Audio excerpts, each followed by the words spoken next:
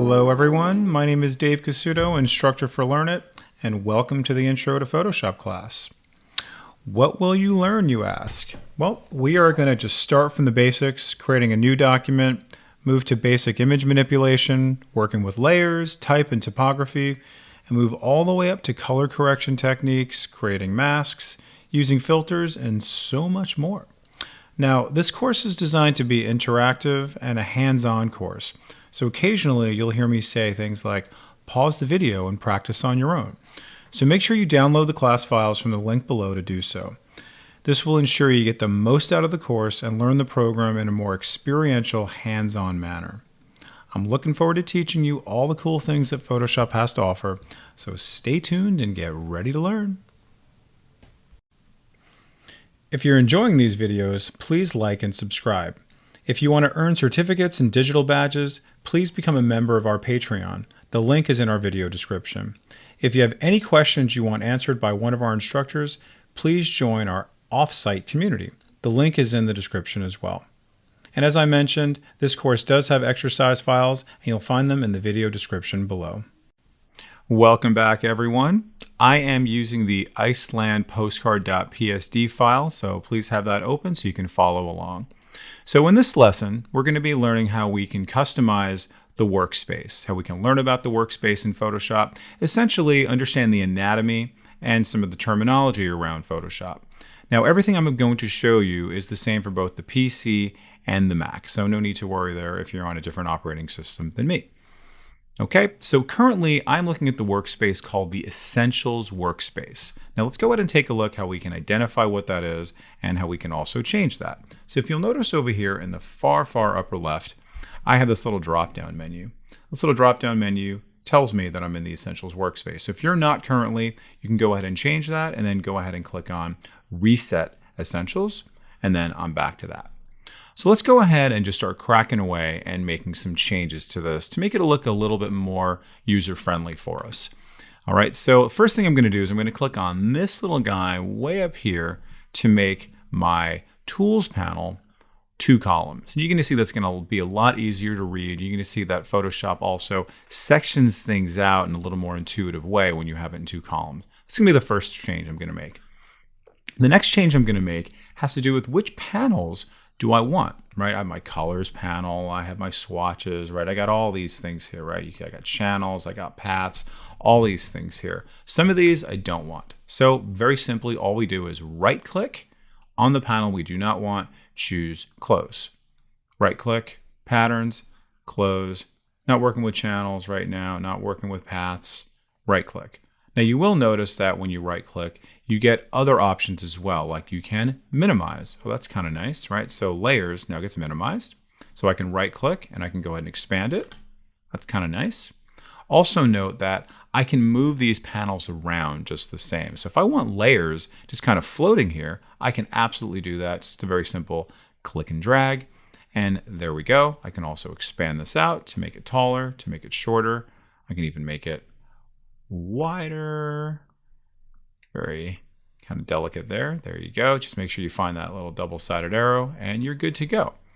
Now you're also going to see some times where there are panels that you want to use that are not shown here. So all of our panels live in one particular place, and that is the window menu. And again, this is the same thing for if you're on a PC or if you're on a Mac. So if I click on window, you'll see in alphabetical order, I have all of the panels available to me. So for example, if I want to bring out my character panel, I click on that and then notice that the character panel appears along with the paragraph panel as a little bonus. And then you'll notice that a new column now appears for all of your other additional panels if you like to bring them in. So I'm just going to go ahead and collapse that. You'll notice I can very easily access it, expand it, and collapse it. Very nice. And of course I can drag that out just like I did with my layers panel. Another nice little pro tip is if you double click on the layer name, on the panel name, you can see very good. If you double click on that, it comes right up. Expand, collapse, expand, collapse. You'll also notice that there's a little X there if you want as well. Now, if I want to move this back to where it was, you'll see I have a few different options here. Keep an eye on the blue halo as soon as I sort of touch ground here. You'll notice that when I move to here, I get a little blue halo, little blue halo, little blue halo. Wherever that blue halo is where this panel is going to live. I'm going to drag mine way down to the bottom, and you're going to see a tiny little blue halo way in the bottom, and lo and behold, that is where my panel lives, right there at the bottom. So I love exactly what I've done here, okay? I love this. I'm going to keep this all set up, and I want to save this as my own. So what I'm going to do is click on the little drop down where I started from, and I'm going to choose New Workspace, right? Click on that, and you're going to see here, I can name it. Okay, I'm going to say Dave's Faves. Wonderful. And then just click on these boxes to make sure it's basically freezing everything. This is the workspace I want. I'm overriding the essentials. So I click on Save. And now when I click on the drop down again, you will see there's Dave's Faves. Wonderful. And then anytime I mess anything up, right, I go a little bit crazy, let's say I delete some things, I can always come back to that. That's what's so great about this. I like to call this kind of like the Mary Poppins effect, where it just sort of like cleans up your mess, right? Let me just go ahead and make this even more messy so you kind of get the effect. Okay, wow, what a disaster, madman at work. I click on the drop down, and then all I'm gonna do now is say, reset Dave's Faves, and then I'm back. Okay, and now that I am done customizing my workspace, I recommend getting yours to look like mine, creating your own workspace, and naming it accordingly. In this next lesson, we're going to learn about some of the basics of understanding what some of our panels do, but also we can get our hands dirty with resizing some of our photos, moving them around, rotating, essentially kind of creating something like this and how this is more or less done. So first thing we want to identify is on the left-hand side, we have our tools, right? And we're going to be working with this initial tool called the Move tool. So let's go ahead and activate that if it's not activated already. And I want to make sure that you have both the Show Transform Tools box and the Auto Select box selected. For some of you, it may look a little different. It might look like icons. Just make sure that they're selected. Why are we doing this? If I click on that, I want to actually see the Show Transform Tools. I want to be able to auto select the layer. Earlier we talked about the layers panel. Here is my layers panel. You can see when I click on it, my layers then act accordingly. Very important because it'll kind of keep you in the dark otherwise. Okay, and by default, these are not activated. So let's make sure that those are in fact selected. So I'm also going to drag out my layers panel like I showed you in the earlier lesson. So that way I can have easier access to it if necessary. Now in my layers panel, this will be our first introduction to the layers panel. You will see that I have some names for my layers panel, and notice I also have the ordering of things. It's going to become very important as we move throughout this class. So let's work on our first lesson of resizing and also rotating some of our items that we have here on our canvas. So when I click on this, you'll notice how I get a little bounding box. You'll also notice that I have my tools up on top here as well, all my different individual controls. If that's not there, if you click on Window, you'll see that I have this Options option that comes and goes, right, as I click on that. So I'm going to bring that back. Fantastic. Okay, so if yours is not there, you can always go to Window. Just like I said, that's where all of your panels live. Fantastic. So now I see that there. And when I click and drag on this corner, I'll be able to resize that accordingly. But notice when I kind of do this or I kind of do that, not so great. So what I'm going to do is either click on this little circle slash to reset it. Also notice that there's a little tooltip that pops up that says, oh, I can also hit escape in parentheses. That's what I'm going to do. And that sets us right back. So what a good rule of thumb for you to do is if you hold down the Shift key as you click and drag, it keeps it in proportion. It constrains your proportions as you click and drag on the corners. You can sometimes do the sides if you want to, but that will stretch it out or make it a little bit too narrow. So just keep that in mind. Okay. Also notice that, as the name implies, with the Move tool, I can move this wherever I want because it's its own individual layer. That's essentially how Photoshop works. So I can move this around independent of this, and I could just basically shuffle these around accordingly, no problem. Okay, but now let's say I wanted to rotate these in a different way. If you'll notice here on the outside I'm going to move my mouse away from the double-sided arrow, and I'm going to come over here. I'm going to get this kind of little button hook. See that? Just go ahead and click and drag, and then it'll move accordingly. And then when I'm done transforming, very important here, you have to tell Photoshop that you're done transforming. This is known as transformation. So right now, if I try to do something, everything gets grayed out. Like a lot of things get grayed out as a result. I have to tell Photoshop that I'm done doing what I'm doing. Earlier, we discussed how we can work with the little circle slash to tell it, no thanks, I don't commit. Connected to that is this little check mark to say, yes, I do commit. So I have two options here. I can click on the checkbox, or I can hit enter on my keyboard. So I'm going to go ahead and click on the checkbox for now, and then I've committed to that, and that's done official. So I click on this. I'm going to go ahead now and rotate that one, no problem. This time I'm going to hit the enter key, and that is committed. It's that easy. Now that we've seen how we can manipulate something that already exists, let's learn how we can create this from scratch. So how is that done? Like a lot of other programs, we start with the File menu and we just choose New. And you'll also notice we have Control, and if you're on a Mac, it's going to be Command-N. So I'm going to go ahead and click on that. And I'm going to essentially teach you how we can create the same thing that we see here on this screen. So this is what it looks like when you are creating a brand new document in Photoshop. So essentially, they give you a number of different options on top, right? Some preset templates if you want to, if you're working on photos, right? They give you a whole bunch of different templates, prints, different templates, art and illustration, right? And you can see that not only are they giving you different dimensions, but they're also giving you places to start with, right? Kind of nice if you're doing like a web layout, etc. What I'm going to do is I'm just going to go ahead and create my own, and I'm going to show you how you can even create your own saved layout as well. Okay, so I'm going to go ahead over here on the right hand side and decide what I'm going to put in, which is going to be an 11 inches by 8.5 inches document, and it's going to be landscape. So you'll notice here I can change the orientation. And then my resolution, this is going to be very important. Resolution is basically how vivid is this going to be? How rich is this going to be? Are you going to be printing it? Or are you going to be putting it on the web? Typically, if you're going to be printing it, you want to be at least 300 ppi. If you're going to be putting it on the web, you can settle at 72 ppi. Okay, typically you don't want it to be too high if you're going to be putting it on the web, essentially for load times.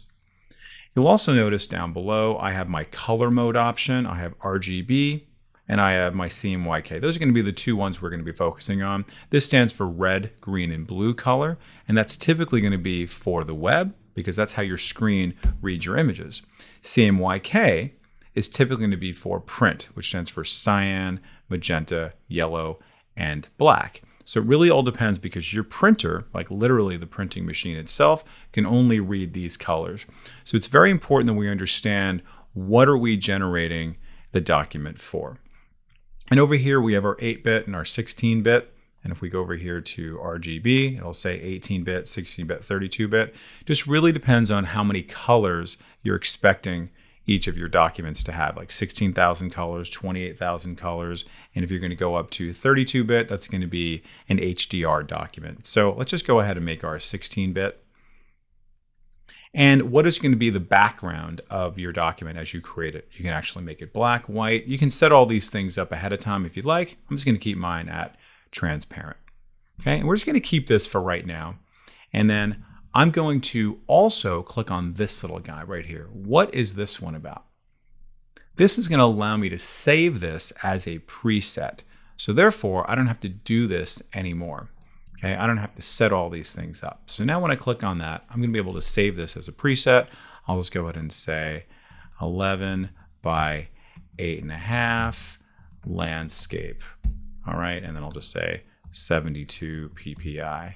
Fantastic. Click on Save Preset, and now look under Saved, I will see there that is. And anytime I want to use it, I'll be able to come back to here and won't have to reset all these things. Okay, so I'm going to go ahead and click Create, and now I have a blank document all ready to go.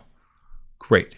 Now let's start building out our document. Now that we have this all set up, you will see I have an empty layers panel. Great.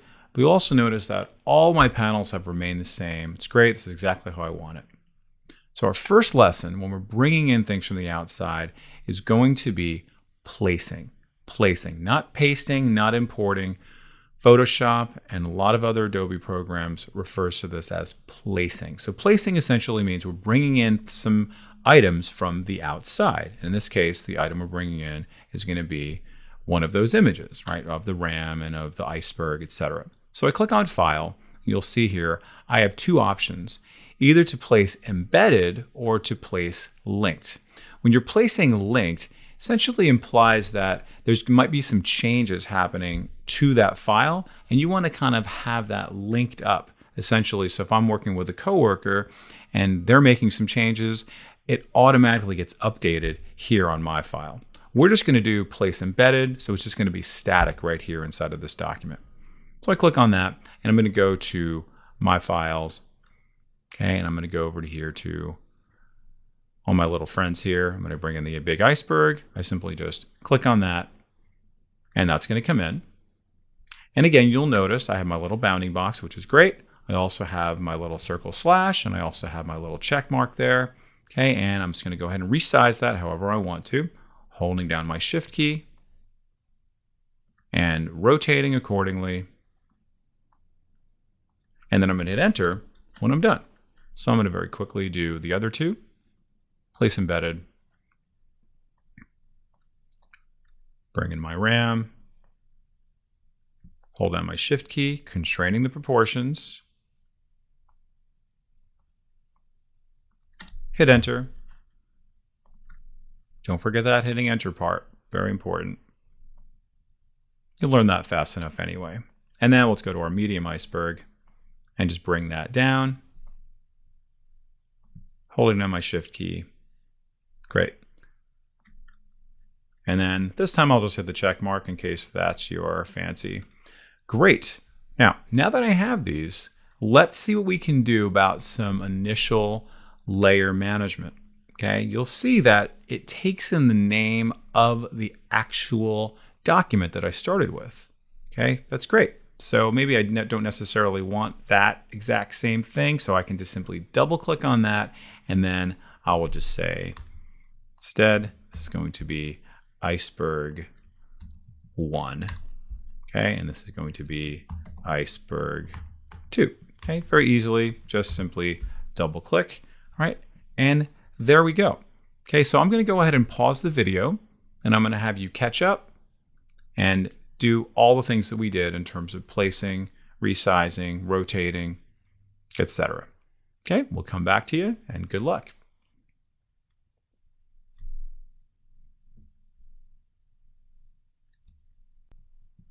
Welcome back, everyone. So in this document, you will notice that around all of our images, we have these little checkerboards here. These checkerboards indicate what? Tells me that my image is transparent. So if I were to bring in this image and save this transparency, and I would bring it into, let's say, a PowerPoint document, it would just kind of float with whatever that PowerPoint document's background is. So it would not come in with its own background, it would just kind of float there. Kind of nice. So we're going to learn a little bit of how we can either change the background to make it our own, but then when we save our document, how we can retain this transparency. Now, what we need to do first is discuss a little bit about the layers panel. Okay, so right now I have my layers panel over here on the right-hand side. You'll see this whole thing is my layers panel, and we have a number of different icons down below. We also have this little guy over here, right? And earlier we discussed that little guy right there. Okay, and of course here is the name of the panel. Okay, now each of these things has a purpose, and you'll also notice that other panels also have kind of some similar things, like a little flyout menu and things like that. Once we bring it out, you'll see more options here. And as we go throughout this course, we will be discovering much, much more detail than what we're going to discover right now. Earlier, we looked at how we can rename each of our layers. Fantastic, that's great. Okay, we'll also see that in this panel, we'll be able to see a bunch of other things that's going to allow us to have controls of our panels. What we're going to look at right now is how we can adjust this background here. You'll notice that currently, again, it is transparent. So what can I do to add on a colored background? You'll notice this little guy right here, this little black and white cookie. When you click on that, you're going to see a lot of options. And again, this is going to be for some more advanced features. When we get into our adjustment layers, we're going to see all those. What we're concerned with right now is just adding on a solid color. Okay, when you move your mouse over, you will see it is called an adjustment layer. So the adjustment we're making is going to be a solid color. I click on that, and then I can just go ahead and choose whatever color I like. We're going to get a lot into colors later on. Just do this nice, pretty aqua blue color. I click OK, and then, oops, everything gets covered. Why is it getting covered? Because this is the top layer. So very simply, I want to bring it down to the bottom. So all I need to do is just click and drag that down, and then just notice, follow the blue lines there. I let go, and voila, there you go. Now this is behind everything else. Great, and I can go ahead and just double click on this to rename this. I'll just say blue BG, and I hit enter. That's great, wonderful. Okay, so I love this. I love this exactly as it is. So I'm going to save this. If you see my tab here, this now has an untitled Photoshop file here. Uh-oh, I don't want that. So I want to be able to save this. When I save it, it's a good idea to save it not only as like your output, what if it's going to be a JPEG or a PNG or a TIFF or a PDF, but you also want to always save it as your working file, meaning my Photoshop file. So very important. So that's going to be the first thing I'm going to do. So I'm going to go ahead and click on File. I'm going to choose Save As, and you'll notice here my Save As type is going to be PSD. Okay, that's great. All right, so I'm just going to say Rams on Parade. Okay, great, and that's going to be my PSD file. I'm going to go ahead and click Save. Now, why did I do that?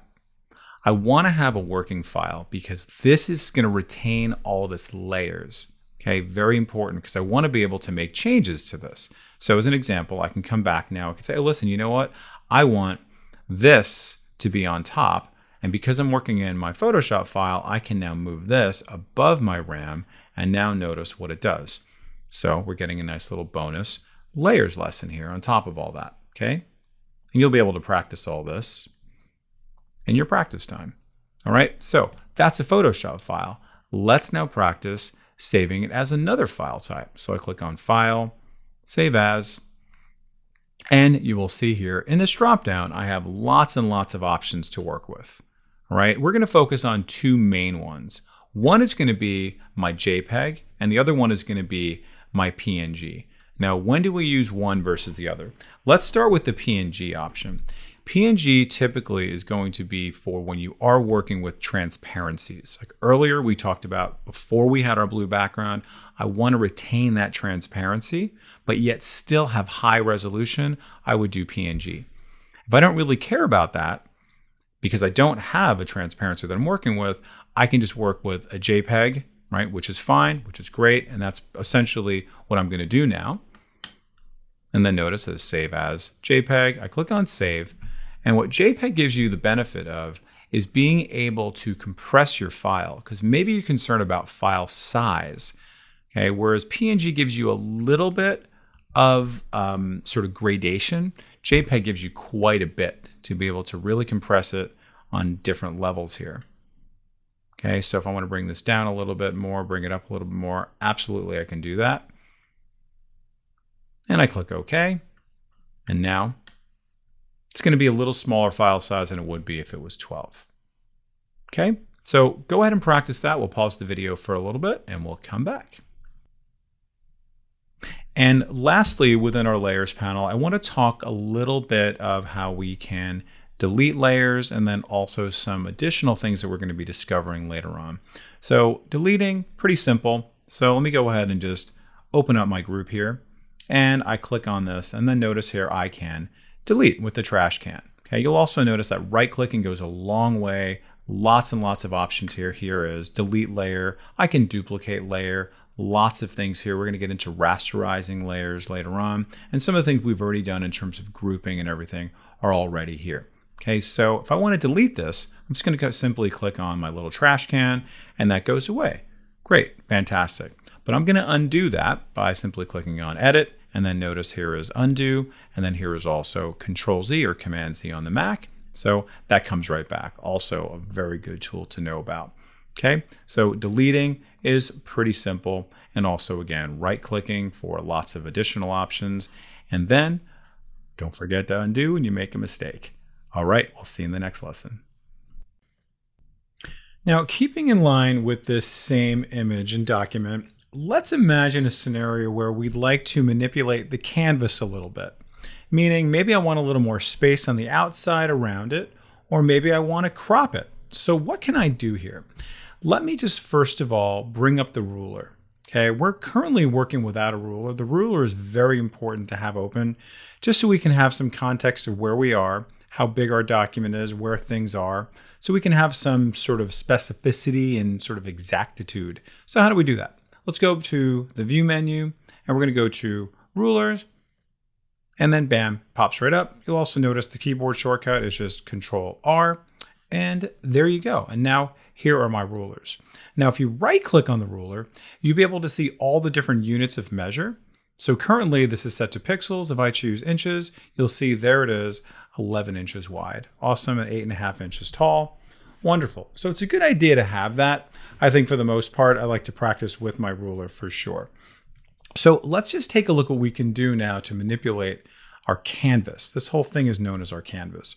So if I go over here to the image menu, see here we are. I'm going to go over here to my canvas size, and you'll see, very good, there it is.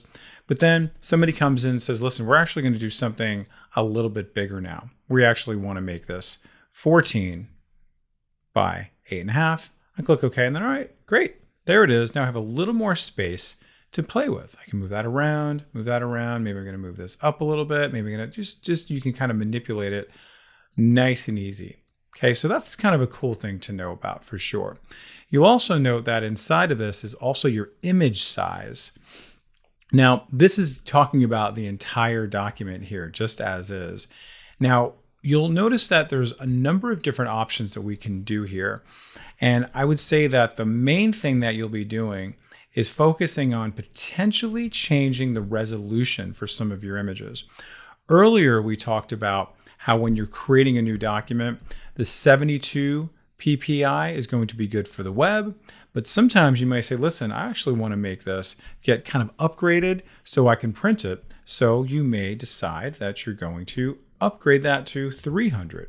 Okay, now there could be some problems with that because it could get stretched out. So you want to choose this option to make sure to resample. And the best choice for you is to choose Preserve Detail 2.0. Okay, so there are a bunch of other options here. This is the newest one. You can see here, here's Preserve Detail, but this is the latest and greatest technology in terms of basically like upscaling for higher resolution if you want to do it. Okay, so I want you to notice also when I choose 72, I want you to notice the size of my document. Okay, that's great, right? And when I change this to 300, notice the size now. Okay, it goes all the way up to 30 megabytes. Okay, so just keep that in mind what you're doing as you're doing this, but also take care to look at the resolution as you're doing it as well. Okay, to make sure that the quality isn't getting degraded. So I'm going to keep it as is, click OK. And now let's say we want to kind of do the opposite of this. Let's say I want to crop some of these things out. Okay, let me just bring this in a little bit, bring that in. And let's explore what cropping can do for us. I'm just going to kind of maybe create a banner. You're going to be something a little bit creative, just kind of an unusual size, of course. Okay, so let's just now see what we can do with our cropping. So our cropping lives right over here. You can see there is our crop icon. I click on that, and you're going to see I'm going to have a new set of options here in my tools. You'll also notice that I can now crop manually very easily, just like that. It stays with the same ratio. Okay, notice it says original ratio. And I can also choose my own width and height and resolution. Okay, if I can click on that and I can say, listen, you know what? I know exactly what it's going to be. So let's just say it's going to be 200 by, say, 500. Great. I can do that. Let me switch it around.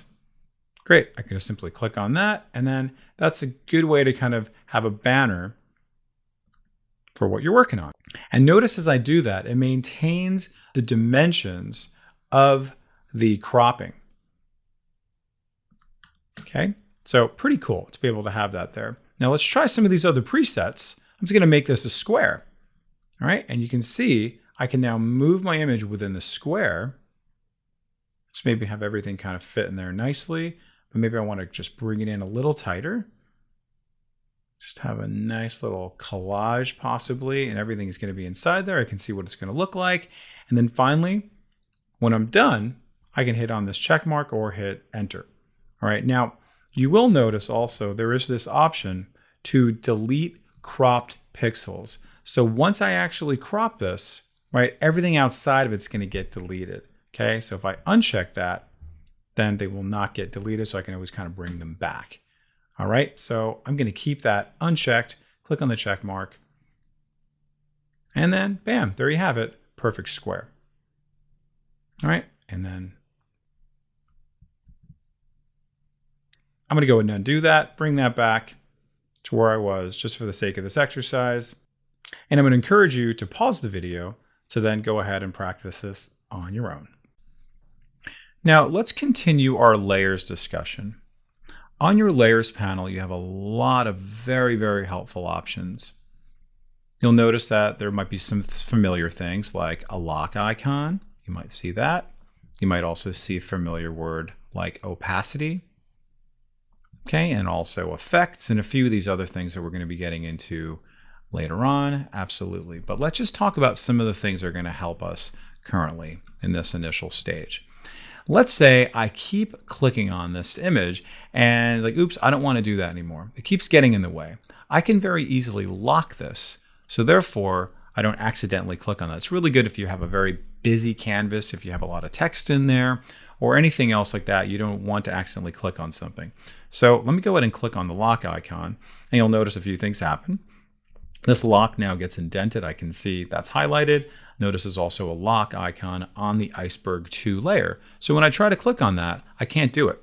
As long as I try and try and try, I still can't do it. This one, still available.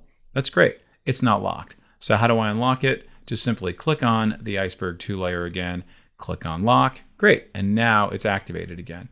You'll also notice that the bounding box goes away just the same. So notice I can also click on the lock icon itself right there on the layer if you like.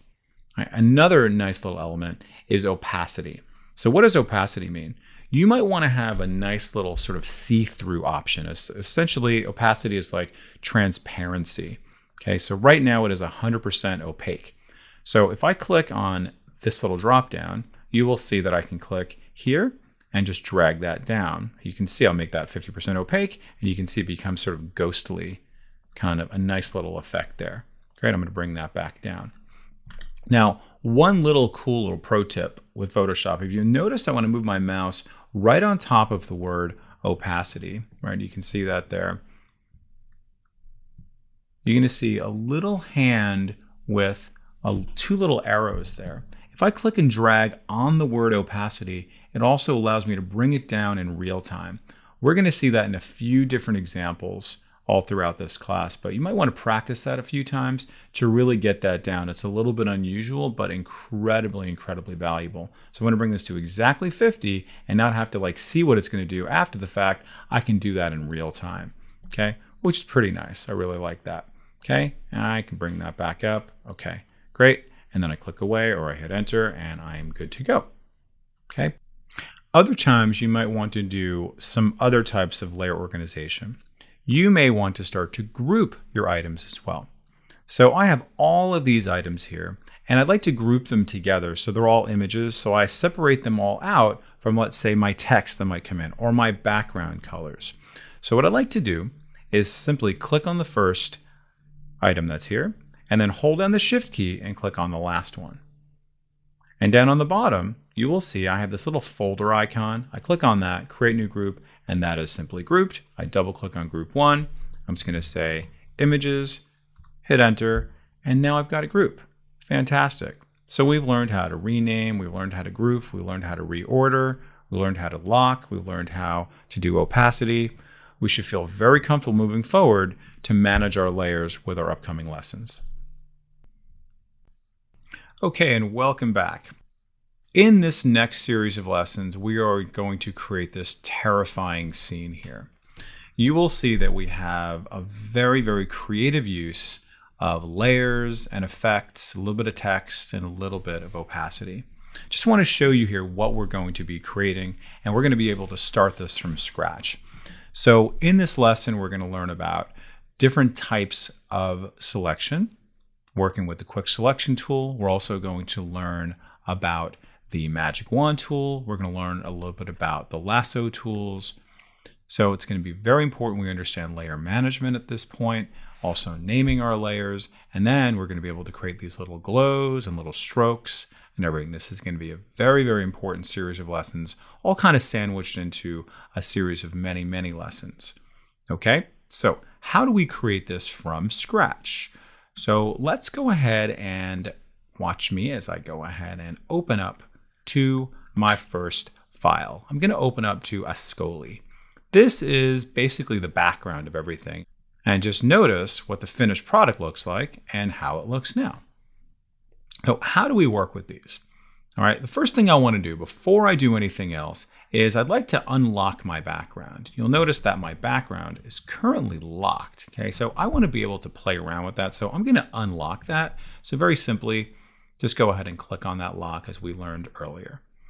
Now, let's discuss some of these selection tools. Okay, in order to affect it, you have to select it. That's a very, very important adage to take away from really any program, but definitely within Photoshop. So I want to be able to affect this. I want to be able to make my sky separate from my dinosaurs, separate from my flying saucers, separate from my piazza. If we look at my original document, you will notice that this is currently separated out. Like, whoa, how did we do that?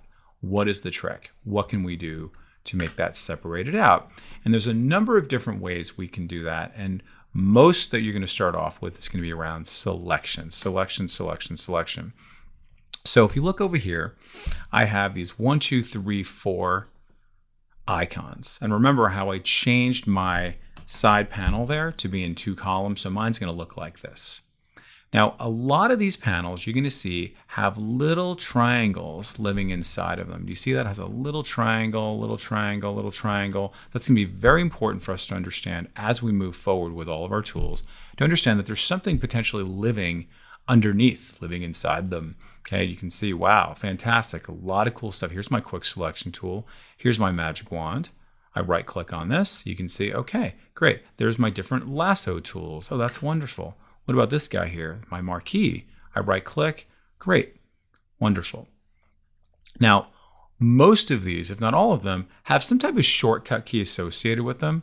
Like for example, if I move over my move tool, notice there is a V, right? They used to have it as shaped like a V. That's why they had it like a V, like the letter V. Good ones to know about. Here is my magic wand tool, right, for a W. Here is L for lasso. Okay, so lots of good things to remember. M for marquee. Okay, so definitely some good little takeaways here. So let's talk about the difference between our quick selection tool and our magic wand tool. The quick selection tool is going to select kind of a whole swath of different series of colors and objects all throughout based off of their different contrasting levels here, as opposed to my magic wand, which is going to be more about color. It's looking for different colors and it selects like colors. So if I had kind of like a only blue here and not my clouds, then the magic wand tool would be better. But because I have a whole series of like little things here, like my clouds kind of breaking things up, I want to choose my quick selection tool. So I'm going to go ahead and do that. And you'll notice that my mouse now turns into this little circle with a plus sign. Plus meaning it's going to add on to the selection. You'll notice that on my options bar up on top, I also have the plus sign. So if I'm taking away, I can also just click on this to subtract from the selection. But I'm going to add to the selection. Okay, you'll also see that my brush is a certain size right now. It is currently at 40. If I click on this and I can go ahead and make that nice and big, I can do that too. Let's bring that back down to 40. But I'd like to show you a nice little pro tip that I prefer, and that's using the right and left bracket keys, the bracket keys in your keyboard, which are right next to the letter P. And that allows me in real time to then make this get bigger or smaller. And that way you have a little more control over it. If it's too big, it's going to be too powerful. It's going to go too fast, too far. So I'm going to make it maybe about 50 or so. All right, so that's kind of nice. So the key with our quick selection tool is to go slow and to trust the program that it knows what you want to do. So you can just watch me now and you'll have time to practice as well. So I'm just going to go ahead and click very slowly, and you'll watch at some point it'll just jump and just make a big jump at some point. Look at that. Wow, because of all that blue right there, okay, it just did a quick selection, didn't it? Now I'm going to zoom in a little bit so you'll see that it also didn't get this stuff here, right? Or it overgot that because the blue of the dome also got confused with the blue of the sky, all right? So not a big deal. So I'm going to zoom in. You can zoom in a few different ways, okay? So I'm going to zoom in by holding down the Alt key on my keyboard and then just scrolling in with my mouse. You can also use the zoom tool, which is right here, or you can just do Control or Command plus to zoom in. All right, now that I'm zoomed in, I'll be able to say, okay, did a good job, but not a great job. So I'm gonna make my brush a little smaller, so it's not super powerful at this point. And I'm just gonna say, I want less of a selection. So look what it keeps doing. Like, oops, I don't want it to just keep adding to the selection. Like, oops, it keeps going in the opposite direction because I'm still adding to the sky. So I have two options here. I can click on this little minus sign, or in my opinion, this is even better, hold down the Alt key. See that? If I hold down the Alt key or the Option key on the Mac, notice how it becomes a minus. So I'm just going to go ahead and just give this a little nudge back up. And I'm not going to get this perfect just for the purposes of this exercise. I'm just going to go and just give this a little bit more, just go up to a little bit more right there. Okay, great. Maybe this right there. And you know, Photoshop does a pretty good job once I do this selection. Just go a little bit more there. Okay, great. And now I want to zoom out, right? So I can see the whole thing. So I can do exactly the counterpart of what I showed you before, which was the Alt or Option and then the zooming. Or I can do Control or Command minus. But another nice little shortcut is just if you do Control 0. Think about that as like ground zero. It takes you back to a best fit of things. That's great. All right, now I want this sky to be on its own layer, so therefore I can create a situation like that. How do I do that? Remember we talked earlier about how right click goes a long way in this program? If I right click on that sky, I get a lot of options here. Deselect, a very important one, absolutely. I can select inverse, like, oh, that's interesting. I can select the opposite, so it would select the piazza instead of the sky. Cool, a lot of cool things here. What we're gonna focus on here is this really neat feature called Layer via Cut. So in other words, it's saying we're going to create a new layer and also cut it at the same time. Really fantastic. So I do that, and you barely notice anything here. It looks almost exactly the same, if not the same. But now I have a new layer that was now separated out. So I'm going to go ahead and double click on that and call that sky. Wonderful. Okay, so I'm going to go ahead and pause the video for a second, and I'm going to have you go ahead and do what we just did. Now that we have our sky all set up, let's see what we need to do to bring in our other creatures and how we need to make it look how this is looking in terms of our layer management and different types of selection. So again, we're going to bring in or place some of our objects. So I'm going to bring in my little dinosaur here, or a very large dinosaur, and we'll see we have a bit of a problem right away. Number one, this particular document has a white background. Okay, it also has a little bit of other things happening here, the size, etc., etc. So let's go ahead and resize that. Holding down the Shift key, I resize that. You'll also notice that the problem is the fact that it's in front. It's on the piazza, not in the sky. I want it towering over just like that. So how can I deal with these issues? Earlier, we talked about one type of selection method, and that was the quick selection tool. We also discussed the magic wand tool. The magic wand tool is very good for selecting colors that are all sort of in the same spectrum of colors. So my quick selection tool would certainly work for this, but my magic wand tool is going to be ideal for something like this. So let's discuss that. I click on this, and we're going to see that my mouse now changes to this little magic wand. And you'll also notice that my options panel now has a series of different options, and namely, there's something called the tolerance level. So essentially it's saying, hey, how tolerant do you want me to be for this color? So if I have like light blue and you want me to also choose dark blue, I'm going to bring up a high tolerance. In this case, since it's mostly all white, I can probably go down to like 20 or 30 or 40, something like that, or even lower to like the teens or something like that. Also notice how I'm clicking and dragging, just like I showed you earlier with my opacity, to go up and down just like that on my tolerance level. So I'll just bring that down, and I can always experiment with it. And then watch what happens now when I click on the white. Everything gets selected there. Okay, everything but the gray, in fact. Okay, it doesn't choose anything within the green. That's pretty great. So let me try that again now, going a little higher. And I'll choose my color again. Oh, it gets even more of that gray. I can go even higher than that. Okay, pretty good. See that? This time it went all the way up to 53, and it got everything, and I'll just more manually go in and take care of that. Now, watch what happens now when I try to get rid of this white background. I'm going to hit delete, right? Very simply, and I get an error message. And this is going to be one of those things that's going to make you go crazy. Could not complete your request because the smart object is not directly editable. What does that mean? What is a smart object, and why is it not letting me do what I want to do? I'm going to go ahead and click OK. I want you to notice here that I have this little guy right there, and notice that my other icons do not have that. Okay, this is indicating to me that this is a smart object. When you place in a document from the outside, you are going to place it in as a smart object. That is designed to protect it, okay? In case you want to preserve the integrity of that image so you don't actually mess with the original. That's why we have a smart object. Later on in other exercises, we're going to talk about filters. Filters are going to be very important to work with smart objects. In this case, we don't want it to be a smart object. We don't care about that. So I want to do rasterizing. So if I right click in this little gray area on my layer, and right there is rasterize layer. I click on that, notice the little icon goes away, it's still selected, and I can hit delete, and look at that, beautiful, and it's floating right there. Okay, amazing. And you'll have to do that a lot of times.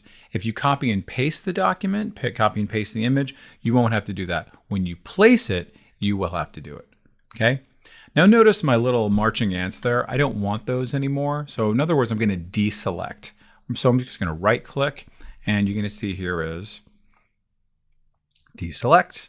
Also notice a really good keyboard shortcut is Control D. So if I do Control D, that also makes it deselect. So I like that one a lot better, but notice you can also right click.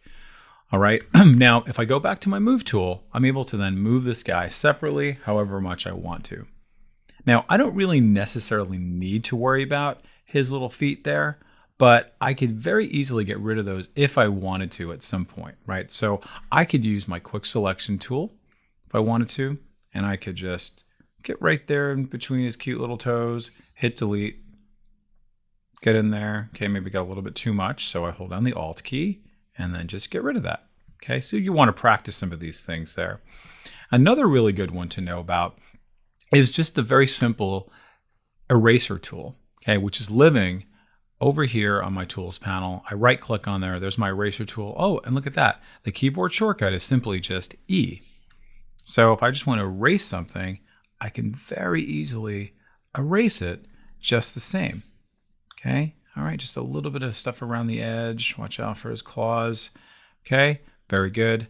okay? And I'm not going to worry about this too much. I'm going to do Control 0 to come back out. All right, now, how do I create this effect where he is behind the building? Okay, what do I do here? Let's look at our layers and let's just see what's actually going on for all of these guys here. Notice how I have my sky background, way at the bottom. My dinosaurs are right above those. In this case, my sky is above my layer 0, which I'm going to rename as Piazza. And I'm just going to bring my sky down below. And then notice I still don't have any effect here. So what I need to do is bring my dinosaur in between the sky and the piazza, because that's essentially what's happening in reality. But really what we're doing it from bottom to top is the same as front to back. So if I drag this in between, my dinosaur is literally in between them, now I get that awesome, very cool, very realistic effect. And now they're terrorizing the poor people of Rome, and wonderful. I'm going to go ahead and do that one more time. I'm going to do it a little bit faster this time with the other dinosaur. Place embedded. Okay. Go ahead and resize that. Hit enter. I'm going to use my magic wand tool. That's great. Does a pretty good job. But this time I'm going to rasterize it before I hit delete. So I'm just going to right click on Dino 1, rasterize layer. Now when I hit delete, wonderful, Control D. And now I'm just going to move her down below just like that. And now they are partners in crime. Wonderful. That's great. All right, now you have some other files that you can work with on your own, which is just bringing in a couple of flying saucers, and essentially we'll have you do the same thing to catch up. Now, welcome back. Let's take a look at some of the other selection options that Photoshop has, and let's see which one is best for us. So I will bring in my pterodactyls now, and there is one right there. Now, my magic wand tool, as I established, is the best one here for us. Now, but I want you to see other ones that could be beneficial for you. So let me go ahead and resize this, and let me go ahead and say rasterize layer. But I want you to see how the lasso tool can really be beneficial for you, working with the regular lasso tool, the polygonal lasso tool, and the magnetic lasso tool. The lasso tool is good just for a very manual way of just cutting some things out. That could really be helpful for you if that's really all you want. So notice I just drew around there. And now if I hit delete, oops, it does the opposite. I don't want that. So earlier we talked about how we can do an inverse selection. I do that, then I hit delete. Okay, great. So now I have this kind of interesting effect, okay? Not exactly what I want, so let me go ahead and undo and deselect. You'll notice also there is a polygonal lasso tool. So that's essentially going to give me like straight lines. What am I trying to do? In this case, you can see it's going to allow me to do these just kind of hard angles to be able to do my selection. I'll go all the way back to where I started. Great, wonderful. Now I can go ahead and do the same thing, delete, or do an inverse if I like to as well. You'll also notice that I made a little bit of a mistake here. If you ever want to add to a selection, you can easily do that. So if I go back to my lasso tool and I want to add to the selection, if I hold down the Shift key on my keyboard to add to the selection, I'm able to do this more kind of manual way of now adding on to things. If I want to remove from that selection, I selected way too much, right? I can also remove it. So again, this is Shift to add to the selection and Alt to take away from the selection. Okay, there is Alt, okay, and then there is also going to be Shift if I want to add to the selection. Okay, see that? And that is going to be a good combo of when you start working with a number of different selection tools. Okay, because notice how I started off with one selection tool and then I switched over to another selection tool. If I wanted to add on something using my quick selection tool and combine it with my lasso tool, I absolutely can do that. So I'm going to go ahead and deselect this. And now let's finally talk about the magnetic lasso tool. Now, for certain things, the magnetic lasso tool is going to be really like your best friend, because what it does is it magnetizes to the edge of the particular object. It recognizes contrast between colors and its background and context. So if I choose magnetic lasso tool, I want you to notice when I move my mouse to the edge here, it kind of drops a little egg. I'm not even clicking, I'm just moving my mouse. Now I clicked, and now you can see, all right, it did an okay job. But you can see I'm just kind of very, very slowly moving my mouse. I'm just going to click. I'm just going to go a little faster this time. Just go, go, go. Just watch how smart Photoshop is to be able to get the edge of what I'm trying to select. And you can see, all right, great. And then when I come to the beginning, notice I get this little circle. It tells me that I'm at the beginning. And now I've got it. And it did a pretty good job. Of course, I don't need this because I would use my magic wand tool, but you'll notice how amazing the magnetic lasso tool can be for you. Now, if I zoom in, I'll notice that it didn't do a great job. So then what did we just learn? We learned how I could go to my lasso tool and then hold down my shift key and then just add to my selection. See that? I'm just going to add to this selection. So think about your lasso as, or all of these really, as like one big toolbox as you do this. Okay, so you really want to think about like, well, I can use this type of selection tool for one thing and then another one. So like the lasso tool is a little more surgical, where this is a little more macro, working with our quick selection tools. And these are more kind of specialists if you think about it. Okay, so I'm going to go ahead and zoom back out, Control 0, and I'm going to just now do Control D. I don't really need to do that. And here we go. Let's use our magic wand tool. Click. Wow, that is so much easier. Now you probably even have more of an appreciation for how that works. I'm going to hit the V key to go back to my move tool and then click and drag, make that a little smaller, have that kind of flying overhead. All right, and then I'm going to give you a few minutes to practice, and then I'm on my own, off record, I'm going to bring in my flying saucer and my pterodactyl just the same, and I'll have you do the same thing on your own. So we'll see you after you practice. Welcome back. Hopefully you enjoyed that exercise, and now we're back to our Paleolithic piazza.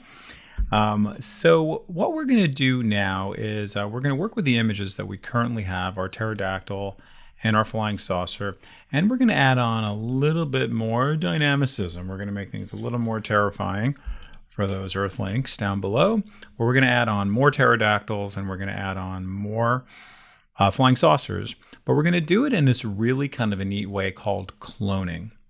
So cloning is all about using the Alt or Option key while also selecting with our move tool. So let's say I want to give this lady here a husband.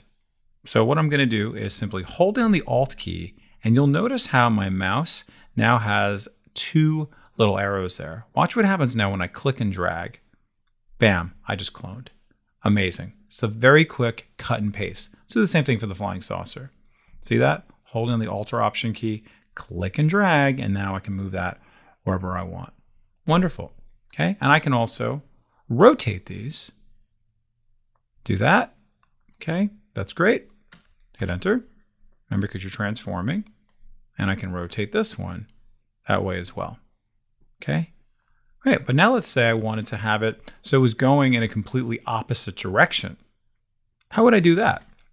If you go over here to the Edit menu and you go over here to Transform, you'll notice how there's an option to flip if you wanted to. So now you can see I flipped him horizontally, or her, okay, going out horizontally. Okay, cool. And now that's going over here, right? There's going to be a battle between the pterodactyl and the T-Rex. Oh my goodness, things are about to get terrifying. Okay, you see, okay, very easily I was able to resize it, and it looks very different than the other ones. So maybe you're making this look like it's a little further away, so you make it smaller. Okay, and I'm going to rotate it. So you have lots and lots of options to do here to kind of create this reality. And see, this one is in the foreground, so it really looks like it is coming in very much closer. All right, so I'm going to give you maybe a minute to practice that, I'll go ahead and stop the video and practice that on your own.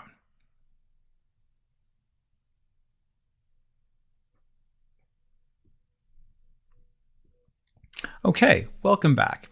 Now, let's see some other things we might want to do. If we go back to our original, you'll see that some of our flying saucers have a nice little glow. What we're going to discuss next is the effects on our layers. So you will see here in our layers panel, I have something called effects. See that? There are a lot of effects that we can do. So let's just go ahead and check out some of these.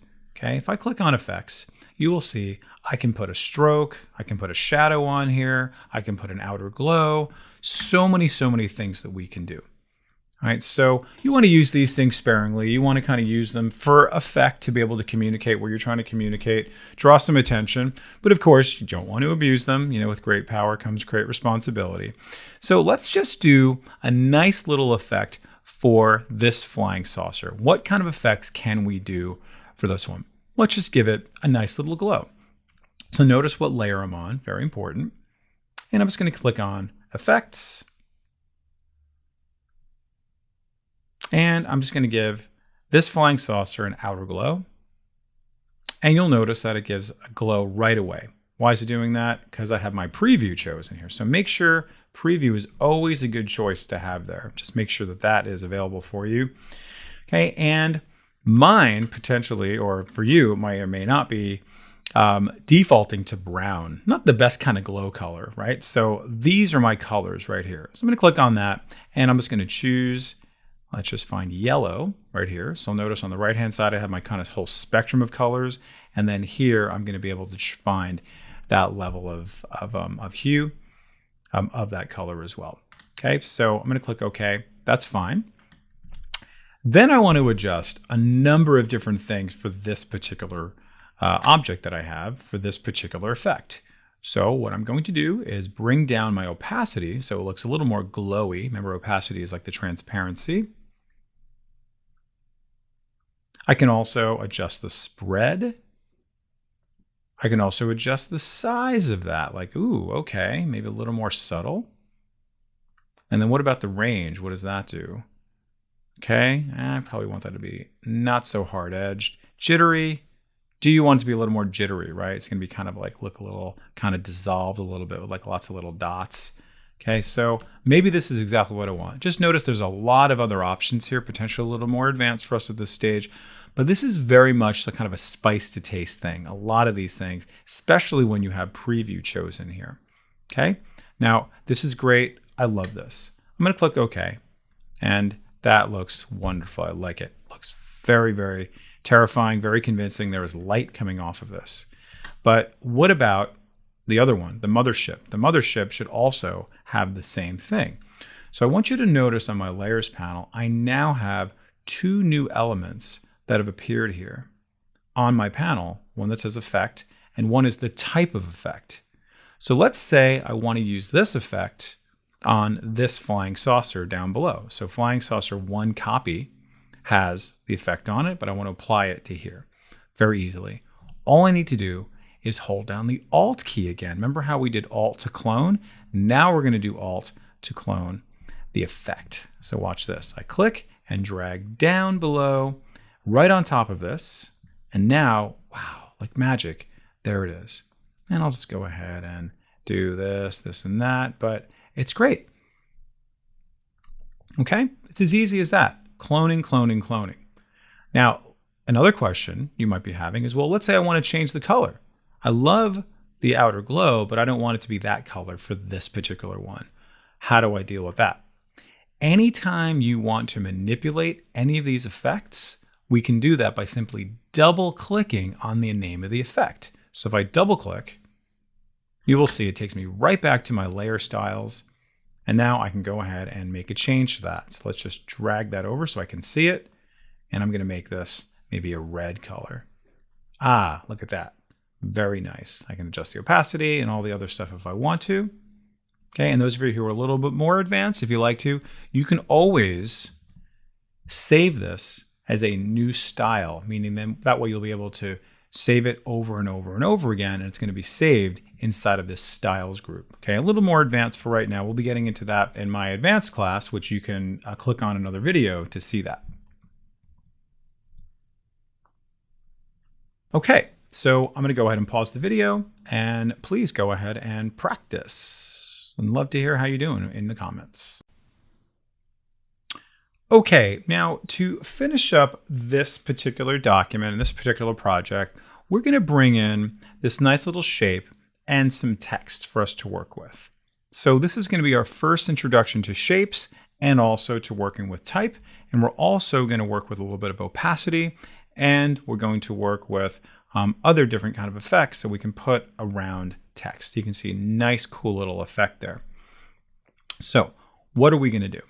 We are going to just draw out a very basic shape. So how do we work with shapes? Shapes are very powerful in Photoshop and any kind of graphic design because it's really designed to frame things, right? It's really designed for you to kind of really call attention to something, make it stand out, and this provides a nice little background for our items.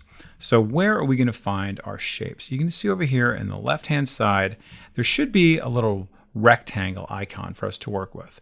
If you right click on that, you're going to see that, oh, there's a rectangle. There's all kinds of other shapes that we can do. For our purposes right now, we're just going to choose rectangle. And you will see that there are different colors that we can then apply when we draw out our shapes. So our colors can be activated in a number of different ways. You will see here that there is this little color, it's the foreground color, and this is going to be the background color. Primarily, we're going to be working with the foreground color. That's going to be the important part of it. You'll also notice that over here in the upper left is our fill color, just the same. So you can access it in one of two ways. So you'll also note that when I draw something out, am I going to be drawing out a shape, a path, or pixels? These two are going to be a little bit more advanced. So let's make sure that we are drawing out, in fact, a shape. And what color shape am I going to do? Well, that's up to me. So how do I access all of my colors? I'm just going to simply click once on this little square, and you will see that it's going to take me to this amazing color picker where I can then choose any color I want from here. We've seen a few exercises already on this. I can go to my blacks down here, my whites up here, and then really anything in between by clicking here, here, here, and then anything within that spectrum. Now, some of you might know exactly what color you want to apply. So you'll see how there's our RGB over here on the right-hand side. There's also your CMYK. So your design team might say, hey, listen, we need to use our company colors, so please put in our RGB value of 65723. Cool. Damn, bam, type that in. Wonderful. Or our CMYK, bam, type that in, whatever you want to do. Okay, you'll also note that there is the HSB, your hue, your saturation, and your brightness. So notice how I just click and drag going across right now. The saturation of that color then changes. Saturation just basically means the level of color in a thing, right? So how saturated is that going to be? Is it going to be a very, very colorful red or a less colorful red? So no saturation basically means black and white or grayscale. Okay, our hue, notice how the hue now changes.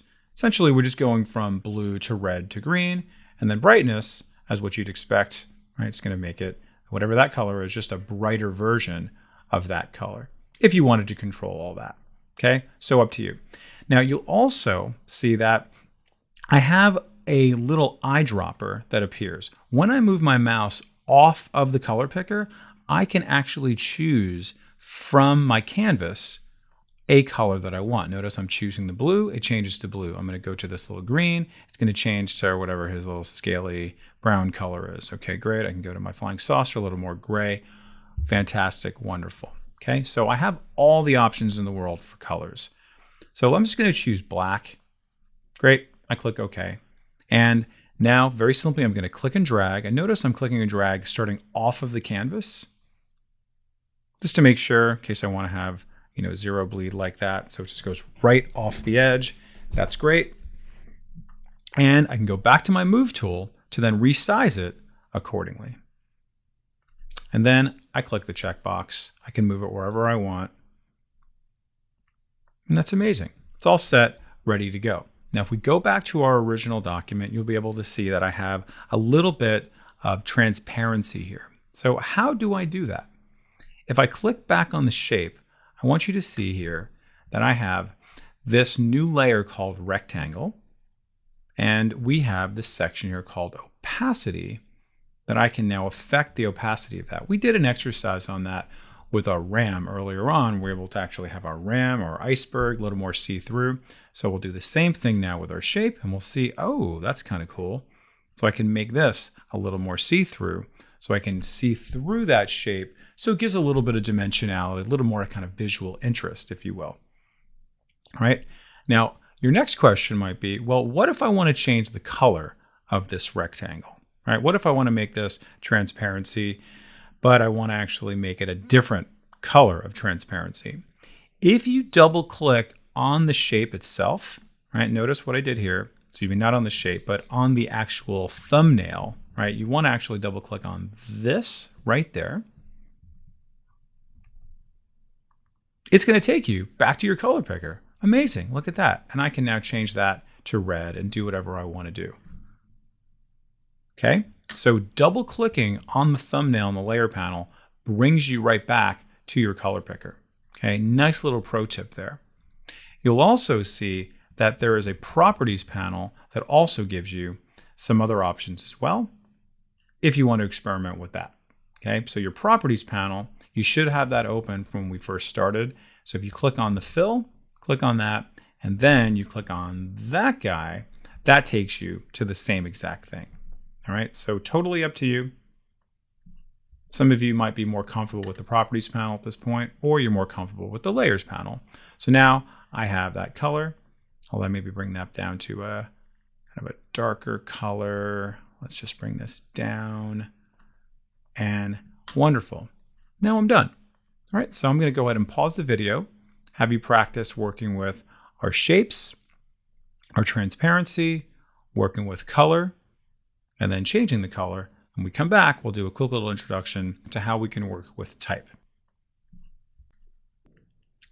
So in this next lesson, we're going to learn just a little introduction to how we can work with type. Different sizes, different spacing, and maybe put some effects on it. So taking a look at our Intergalactic Italy, let's follow suit. So we've been talking a lot about keyboard shortcuts here and there. So the easiest keyboard shortcut to remember is simply the T to get to our type tool. So you'll notice here is the T, but if I literally just type out T, it just takes me right there. So that's one you definitely want to commit to memory if possible. As soon as I click on that T, I want you to notice a few things. Up on top, I'm going to get a whole bunch of options here in my options panel all around type. So it's very important before we start typing anything out, we identify what size the font it's going to be typing out in, okay? Because sometimes if it's too big, we just can't see any type at all. So that's just one little tip for you, because I know I'm typing something out, but if it's coming in as 100 points because that's the last thing you did, then you're going to have some problems. You're going to be confused. All right, so just keep that in mind. So kind of good rule of thumb, I like to just make mine a little bit smaller, just because I can always make it bigger.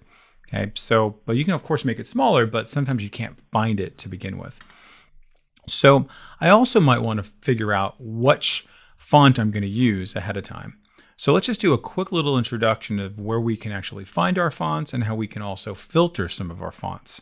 So here's all our fonts, very similar to any other program you've probably used before. But there's a few other additions that you may not have seen before, which I really, really like. All right, you're going to see here how they give you, of course, a little preview of what it looks like. But then you'll see how there's these little stars here. So for example, like my luckiest guy, I can click on that little star, and then you notice how the star gets darker. Let me just try another one. Let's just use this Bauhaus burner. Okay, I'm just kind of shopping around. What am I doing? I am saving these as my favorites for later. Comic Sans, no thank you. All right, keep going on from there. Okay, great. Okay, wonderful. So when does this come into play? I just saved all my favorites. If I click on that little star right now, it filters it out. So then, bam, all I show is like my company fonts, my client fonts. Okay, great. I know we're only using those because my computer has so many fonts to work with right? I don't want to see all of them. Okay, so I'm going to go ahead and click that again, and then it comes right back. You'll also notice that there's a little drop-down menu where it says All Classes. Click on that, and you might see some different things that you recognize, like a serif font. Only show me my serif fonts, right? Serifs just have these little tails and hats. Sans serif does not. Okay, what about a slab serif? Let's see what that. That's going to be a little more kind of boldish, if you will, right? Bigger serifs, right? Bigger tails and big feet. Okay, and then you can see handwritten, decorative, all these things here. I'm going to come back to All Classes. Just a good takeaway here is that Photoshop gives you a lot of control over your fonts, what you want to see, how you want to see it.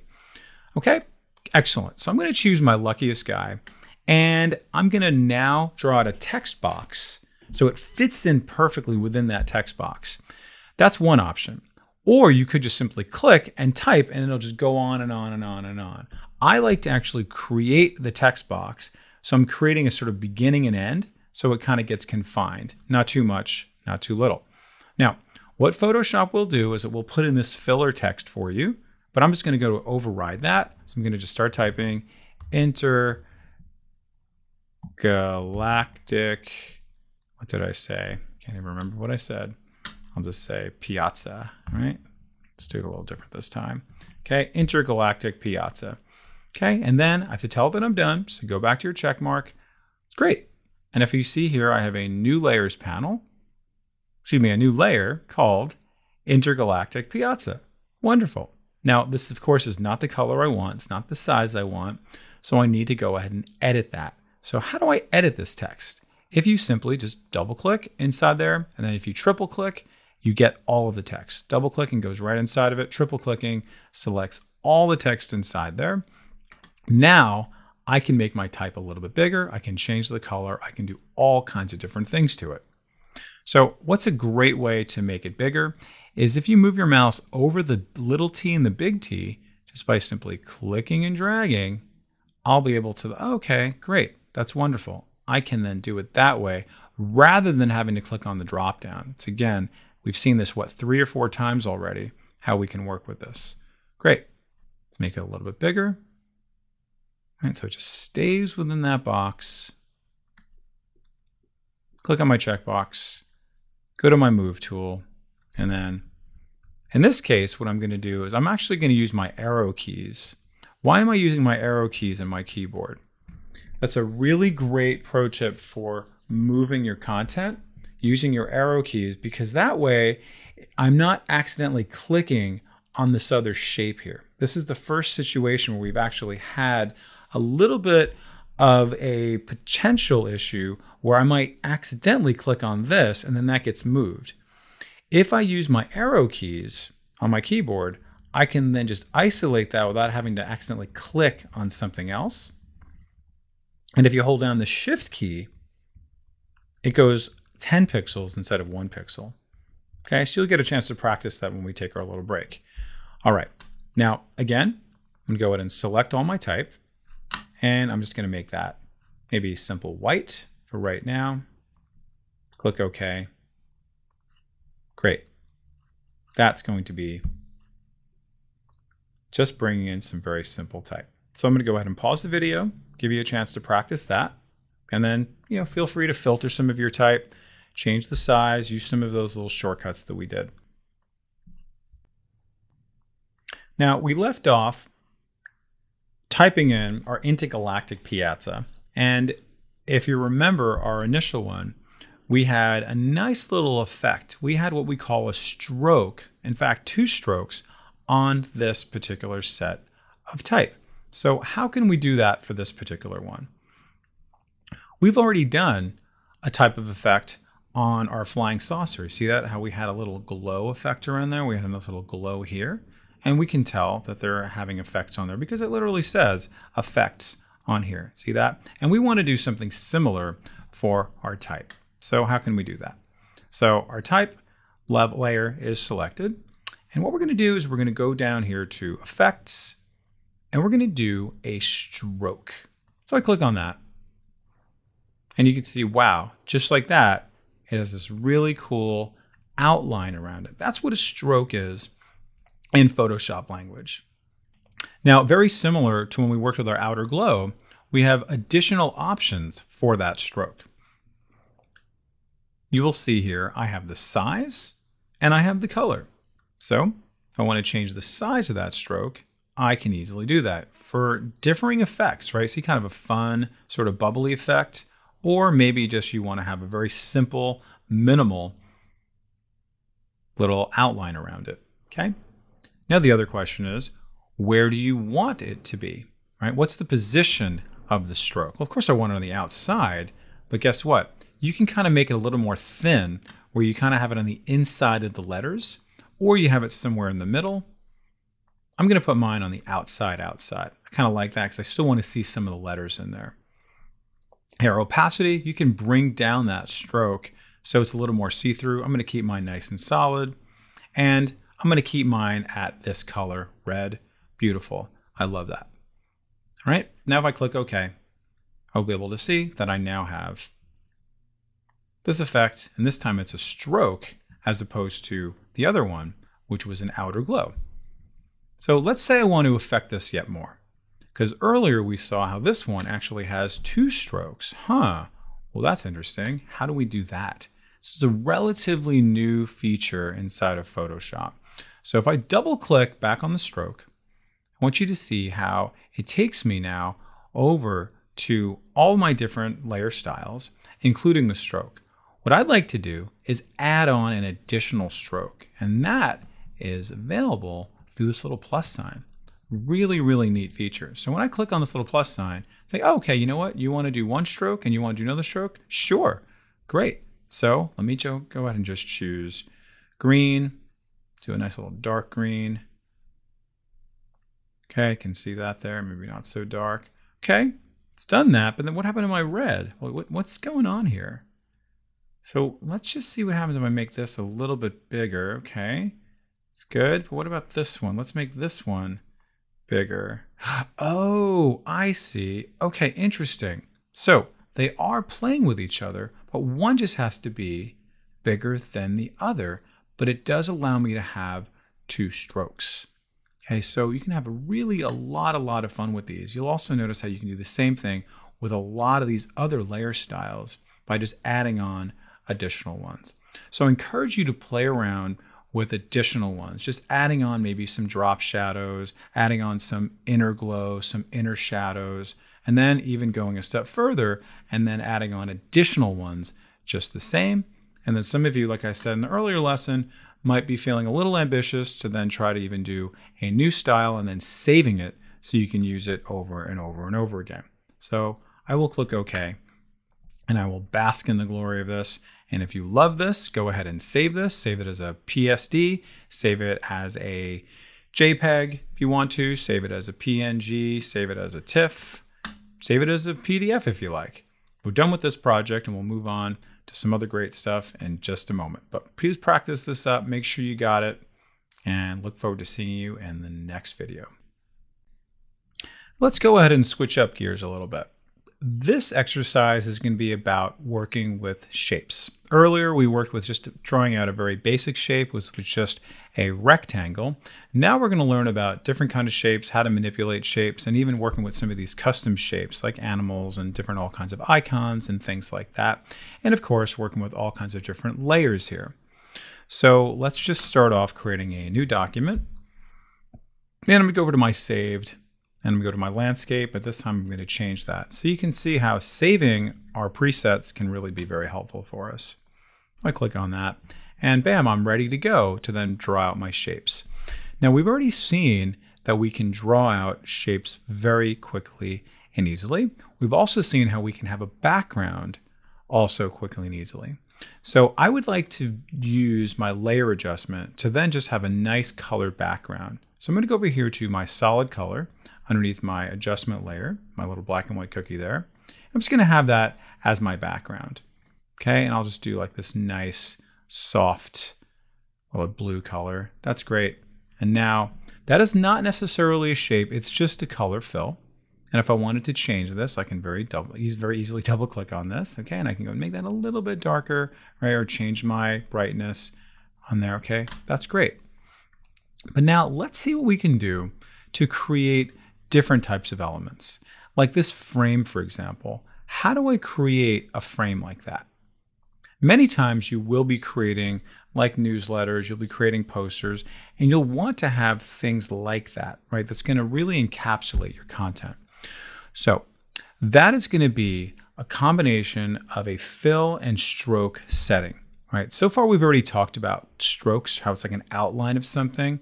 And we've also talked a little bit about how we had our fill for our rectangle in the last exercise.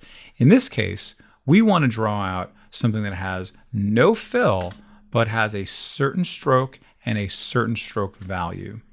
So let's go ahead and just choose my rectangle.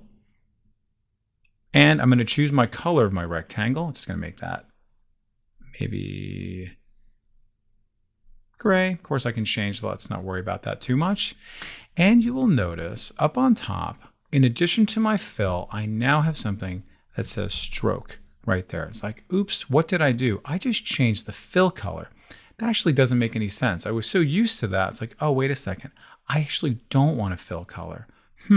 What do I do? How do I deal with that? Because I actually do want a stroke color, and I also want to adjust the stroke value, right? Which is going to be, that's going to be my width of my outline. So let's say I don't want a fill color. I'm going to click on my fill box right there, and I'm going to choose this little slash to say no fill color. I'm going to come over to here, come to my little color picker, and then choose whatever color I want for that outline. Okay, so again, I'll come back to my grayish blue. I click OK.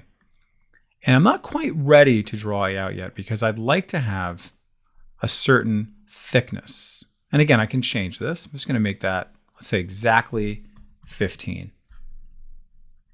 Now I'm ready to draw. So click and drag. Click away. Go back to my move tool. Not too bad. I click back on it. And now, how do I change the thickness? Uh-oh. Photoshop doesn't really give me that option at this point. But what it does do is give me the option in my properties panel. We're going to go a little bit deeper into the properties panel and where it says appearance and all these other options here. This is going to be invaluable for you for so many different things. This is a relatively new thing in Photoshop, working with the properties panel. So let's go ahead and check out what our options are. I'm just going to drag this over here, bring this down, and let's just see what we can do now. I can now make this a lot thicker if I want to. That's pretty neat. And of course, making sure this is selected. Let's just make this exactly 20 if I'd like to. Let's change that to 20. Great, slight little adjustment there. And you'll also see I have a few other things I can do. So I can make it dashed if I wanted to. But I'm going to bring that back to solid. And there we have it. Cool. Love that. It's exactly what I want it to be. You'll also notice a few other options here. Namely, my corner radius. Corner radius. What is a corner radius? Well, I'm going to move my mouse over this. And remember, look for that little finger with the double little arrows there. Click and drag that all the way to, let's say, 30. And now, ooh, that's kind of neat.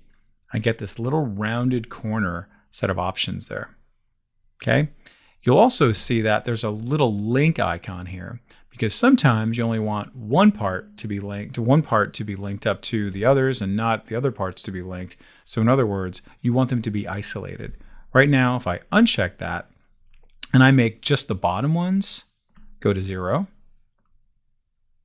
0 is the other way. Okay. You can see, cool. Only the top part has the little rounded corner radius, and then this one has 0 pixel corner radius. So you have a lot of options to work with. Okay, I'm just going to go ahead and bring that all back so they are, let's just say 25. All right, and these guys are all going back on their own. Okay, 25. Let's unlock these. Just adding on 25 for all of them. Okay, great. And you can see, bam, there we are. And let's keep those in sync with each other. Great.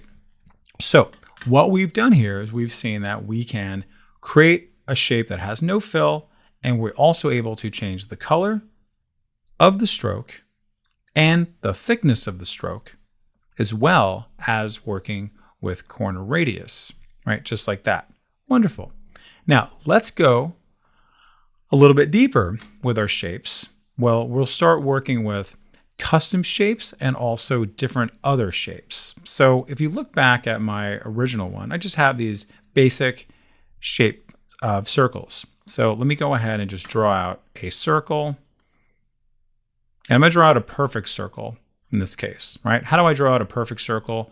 Very simply, we're going to hold down the Shift key as I do it. So before you start drawing, it's always a good idea to just take a look at what you're actually going to be drawing at. I don't want a stroke. I want to fill. So I have to go back here and say, no stroke.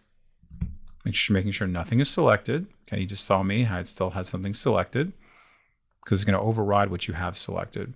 So no stroke. And then I'm just going to choose this nice little color there. And I'm going to hold down the Shift key as I click and drag. And then you will see I get a perfect circle. That's exactly that color. Go back to my Move tool, click and drag wherever you want it. And then what I'm going to do is I'm going to clone this. I love the size of this. I love the shape of it, everything. I'm going to clone it. If you recall, cloning is what? Alt and clicking, right? So if I hold down the Alt key and I click and drag, Alt, click and drag, okay, wonderful. Now I can very easily change the color of these using my appearance panel. So I'm just going to choose any color that's available here. Let's not worry too much on that. Click on that. Notice that pops up, and I'll choose this one. Okay, great. Now, my issue compared to these is that notice how these little circles are beneath my little front border here. So how do I deal with that? To save me some time, I'm just going to move my rectangle all the way up to the top. Remember about layer management. So just drag that to the top because that's exactly what I want. I want this little border to be above everything else. Okay, it's as easy as that. All right, so just move this around however you want it, get a little more kind of visual interest, get a little more interesting. All right, and I'm going to go ahead and pause the video and let you practice that, and we'll come back in just a moment. Have fun. Now, going to the next level of shapes, we can see that if we right-click on our shapes icon, we'll see that we can simply draw out a rounded rectangle from start if we want to. We just drew out the ellipse, which was also the circle. Then we also have some other ones like a triangle and a polygon. Let's just check out what the polygon looks like. Polygon essentially means like anything that's not going to be a circle or a rectangle or a triangle, right? So it could be like an octagon, something like that. So if we click on that, you'll notice that in our options panel, way up on top here, it gives us the option to choose how many sides this thing is going to be.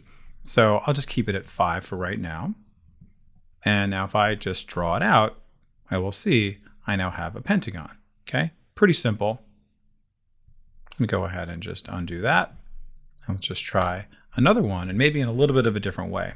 I click on this, and instead of choosing this option up there, I'm just going to simply click in an empty area. And you'll see how it gives me the option to choose how many sides I want. So this time I'm going to choose 8 sides. And you'll also see that I could choose my corner radius. If I want to do a star, I can absolutely do an 8-pointed star right now if I wanted to. I'll do that in just a second. And when you're drawing it, maybe you want to draw it out from the center. But you can see how easy that is. And I can change this to the color of a stop sign. And it's done and done. Okay, very neat. Okay, and now let's talk about the star option. So I'm going to click on this, and I'm going to click once again in a neutral area. And this time I'm going to make it into a 10-pointed star. And I'm just going to make this, I'll just say 50%. And you'll see I have this really neat way of making a star very quickly and easily. Okay, so practice some of those things here. Now also don't forget that you have your properties panel to work with. A lot of these things here, and then you'll see how I can then change the size if I want to. I can change the inset of my star. Properties panel is invaluable. So check all those things out. We'll just see how I can make this have more sides, just like that, less sides, just like that. And then maybe I want to make this 80%. You'll see how it kind of blasts out like that. And now I have a nice little label for something. Great. So a lot of different ways to be creative with the different things that you are creating. So let me get rid of these. And we'll talk about the last segment of our stars component, of our shapes component. And that's going to be hiding over here in our custom shape tool. You'll see that Photoshop gives you a number of different shapes to work with that are not these standard shapes. Okay, these are like vector shapes. They kind of look like icons. They can be like graphics and animals and nature-oriented things. So I'm going to click on this, and you will see that over here on the top toolbar, you will see I have something called shapes. And I click on that little drop down, and you'll see that there's going to be a number of different categories. Yours may look a little different than mine, just depending on what you have set up, what you've worked on last. So if you click on this little gear icon, you can see you can import some shapes, you can add some shapes on there if you like to. And if I click on just any one of these, you'll see that they give you these really nice, sophisticated shapes for you to work with. These essentially are drawings, and they're known as vector drawings. So if you've ever taken an Illustrator class, they're fantastic. Okay, they're basically like smooth lines that you can expand out infinitely, and they look very, very professional and very clean. So you can take a look at some of these. So I'm just going to bring in this beautiful leaping gazelle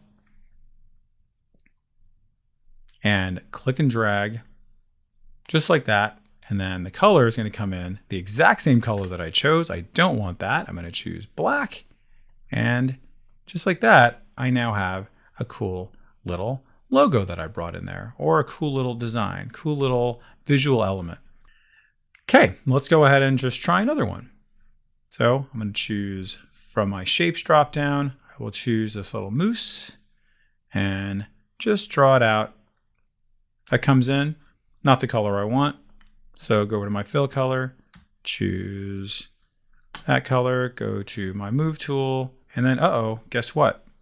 It decided to not put it in the right layer. So I need to move that up above my ellipse. And now, so again, all that layer management comes into play when Photoshop gives us something unexpected. All right, I'll go ahead and do one more. Choose another animal. How about a kangaroo? And I'm holding down the Shift key to make it so it stays in proportion. Okay, very good. So it's coming in a little bit off the circle, so I can just very simply go back to my move tool, select it, and then I can resize it. I could even rotate it in such a way.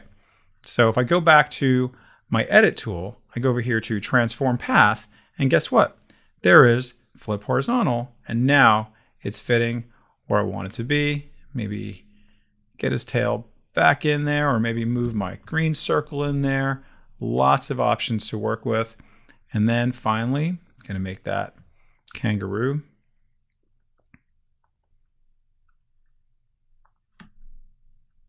All set, squared away, and that's great. So you can see how we have a number of different options for us to work with, from basic shapes to more advanced shapes, to custom shapes, polygon shapes, and ways to make them perfect shapes by holding down the Shift key, adding on stars, and also changing the colors. All right, so go ahead and practice all this. Create your own type of poster working with these. You'll see how shapes are invaluable, and they are a critical part of almost everything that you create. So we'll come back and we'll be working on type next to a more advanced degree. Let's now talk about color. Color is everywhere. It comes in every shade you could think of, does it not? That's what color actually is. Every shade you could think of. And Photoshop will work with millions and millions of different colors. Photoshop works with colors, whether it's going to be print or it's going to be in the web. Okay, and you will see that we can save our colors, we can work with gradients, and you can see we can do so much with our colors in terms of the hue, the saturation, the brightness, all kinds of good stuff here. So if you'll notice here in the lower left, I have these little squares. They're going to allow me to then pick my colors. So I can go ahead and double click on that and choose whatever color I want. And remember, I can change my RGB value. That's going to be good for what? For working with the web, something on screen. And I also have my CMYK, and that's going to be for print. Okay, and you'll notice I can very easily change this, and notice that's going to go up and down like that. You'll also see there's a hexadecimal values. Okay, sometimes your designer will give you hexadecimal values and say, well, this is what we're working with, and you can just type that in, or you can type in your RGB values, just like that, your CMYK values, and it'll change accordingly. Okay, you'll also notice that there's this really great feature to add to swatches. So if I love this color, I can very easily add this to my swatches and then save it for later on, and it will always be there. So I'm going to click on that. And then right away, it says, okay, wonderful. Okay, I'm just going to call this Dave's Blue. Okay, do you want to add this to your current library? We're not talking about that in this class, but just know that this is going to save it to your Creative Cloud library. I'm going to uncheck that, but this is going to allow you to actually save it with other people, and you can also open it when you're going into another document, and you can also see it from document to document and also from program to program, saving it in the cloud. I'm going to click OK. And now it takes me right back to this. We're going to go to our swatches in just a little bit. Okay, but now I'm good to go. I click OK. And now I'm ready to start just drawing some things out. So that's great. Super easy. Now I have that there. You'll notice now how my properties panel now changes, giving me the option to then change my color based off of whatever I want. You'll notice here is a color picker again. I can choose it to that. Click OK. Super easy. Notice there's also some recently used colors. There's also some other colors that are preset swatches. Again, swatch is a saved color. And I can just bam, apply it, and I'm good to go. Okay, very good. Let's choose something that's not so hard on your eyes. Fantastic. That is colors in a nutshell. Now let's just at least see what's going on with our swatches so we can see where those things are in fact saved. So if you don't see your swatches panel, you can always find it under Window, and then you'll see it alphabetical order. There is swatches, and then my swatches now pops up here. Okay, and now I will see down at the bottom of this list is the swatch that I saved. Great, and if I want to do another color later on, okay, based off of this, I can easily get to that. I can access that no problem. So you can switch it from this back to this anytime I want. Okay, pretty cool. Save your colors. Your designers, they tell you this is the colors we're using. Save them as a swatch. Notice you can also organize your swatches. See that? You can actually put them into individual folders if you want to. Okay, let's call this Dave's XYZ project. Okay, and now let's move this inside of there. And now that lives inside of it, and it's encapsulated just like all these guys have a little folder there to keep it nice and safe and organized. Okay. You'll also notice I can move this up if I want to, and that's going to be there. So swatches are invaluable. Okay, so we've learned how we can create colors using RGB, CMYK, save our colors, also working with our hexadecimal code, and also save those just the same. Now let's talk about kind of a different degree of working with colors, and that is gradients. So let's now, I'm going to get rid of this right now, and I'm going to start over from scratch. So I'm going to dock this back up here.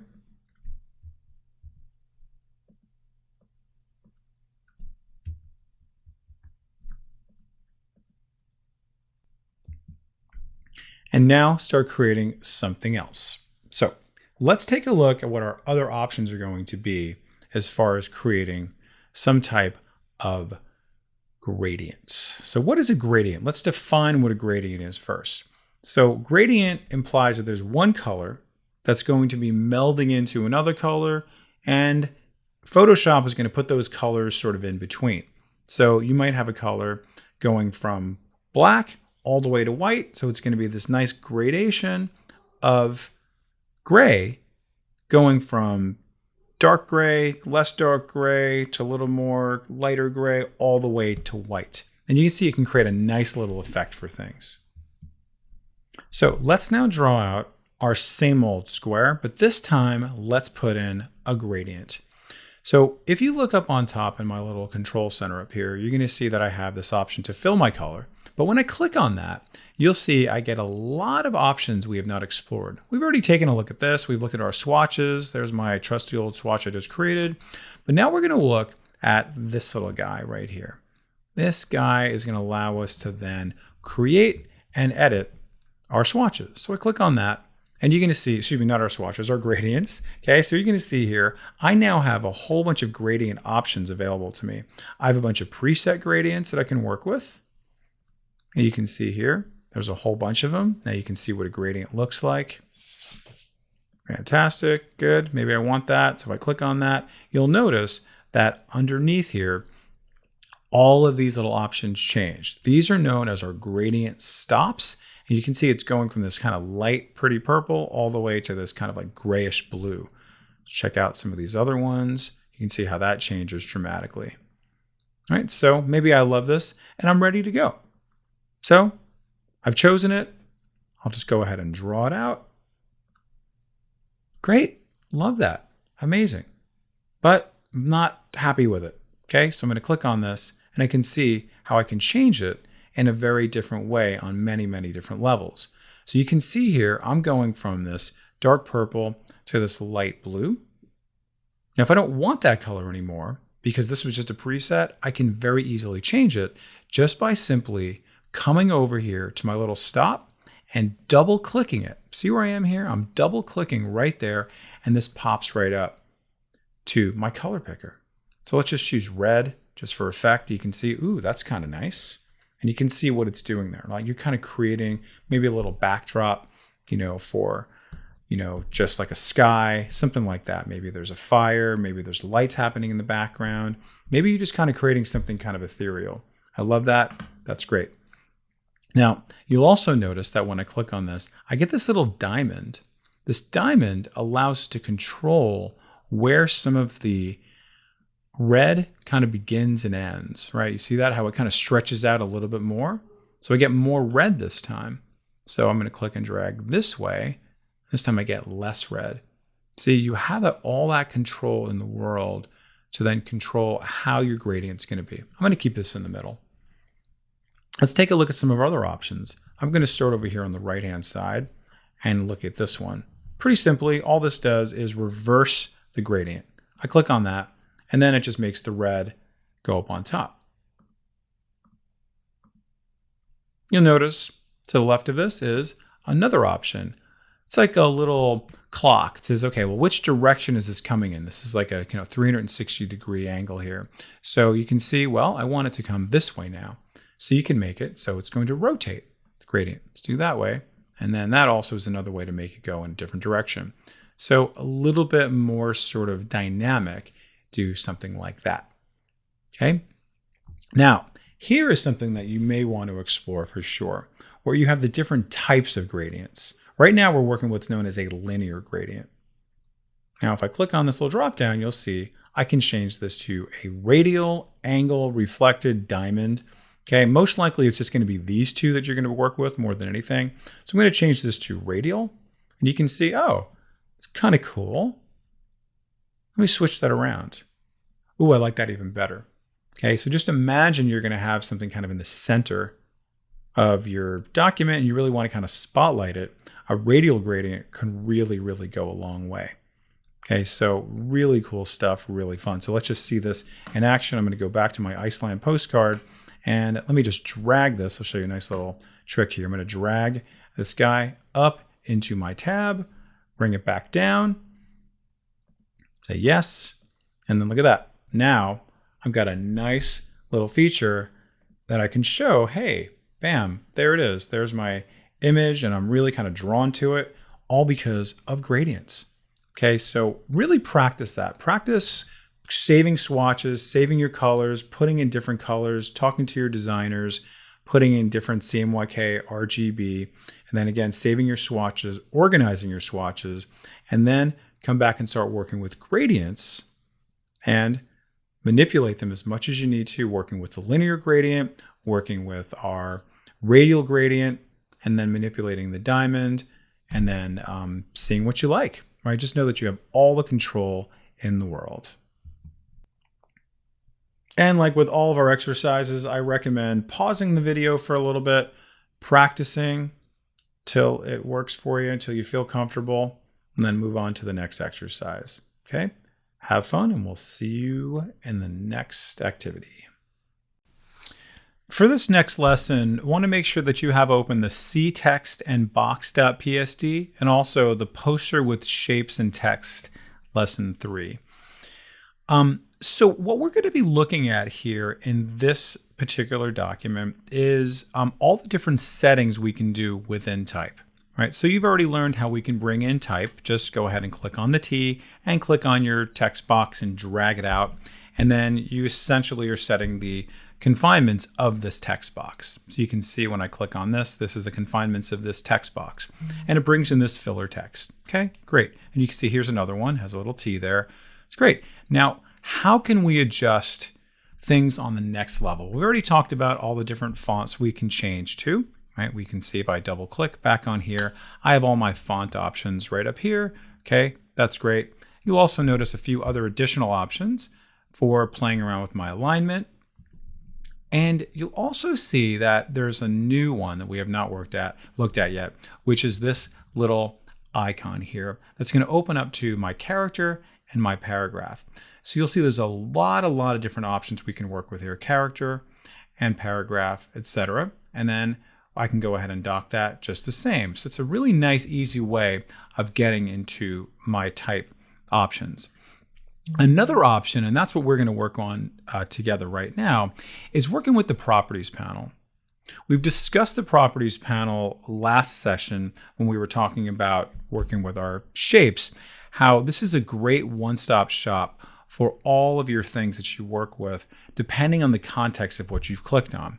So when I'm working with my type, notice how my properties now change. If I click on my image, notice how my properties change. So what's really nice about the properties panel is that I can then very easily go from one object to the other, yet still not have to open up to another panel, right? So properties panel is really fantastic. So I want you to see that when I click on this particular set of type, I have an option here for my character and also for my paragraph, saving me the trouble of having to open up to the character and paragraph panel. Okay, so hopefully you can see the value of working with the properties panel. So why are we here? What are some things you might want to work with on this particular document? We've already done all of our characters and our fonts and everything like that. We can see here's our size. But what are some other things that we might be concerned with? I want you to notice here, there is going to be our leading, our kerning, and our tracking. What are these things? Let's just first focus on the leading. Leading, simply defined, is just simply line spacing. So if I were to change this now to 30, notice how I get a lot more line spacing. Okay, a lot more space between my type. I'm going to go ahead and just make that come up a little bit more, maybe a little bit, tiny bit less. Okay, great. I love that. So, and just notice how I did that in my properties panel. I didn't have to select all the text. I just work with a text box. And also we learned about what is leading, right? Pretty great. Let's now take a look at this ocean text box right here. And you'll see that this is a 103-point font. Okay, that's great. And you'll also notice that my type is kind of touching each other a little bit. Okay, because it's not like a normal set of text where it has like regular spacing apart. That is known as my tracking. Okay, my tracking. Do you see this here? Tracking. So let's just set this back to 0. And you can see, okay, that looks pretty normal. I'm going to go ahead and go negative. And you can see how you can do a very creative way of overlapping things, making them far apart if you want it to be perfectly spread out. Great. Look at that. Really nice. Very kind of visually interesting, if you will. Now let's talk about kerning. Kerning is very much like tracking, but it only works from like one letter to the other. So if I bring this down, see that? Bring that down. It's only going from the C to the E, because that one actually didn't track very well, so I had to go to kerning. So I had to move my cursor between the C and the E and then make that change. So really cool, really slick, gives you a lot of control over your content. So that is letting, tracking, and kerning.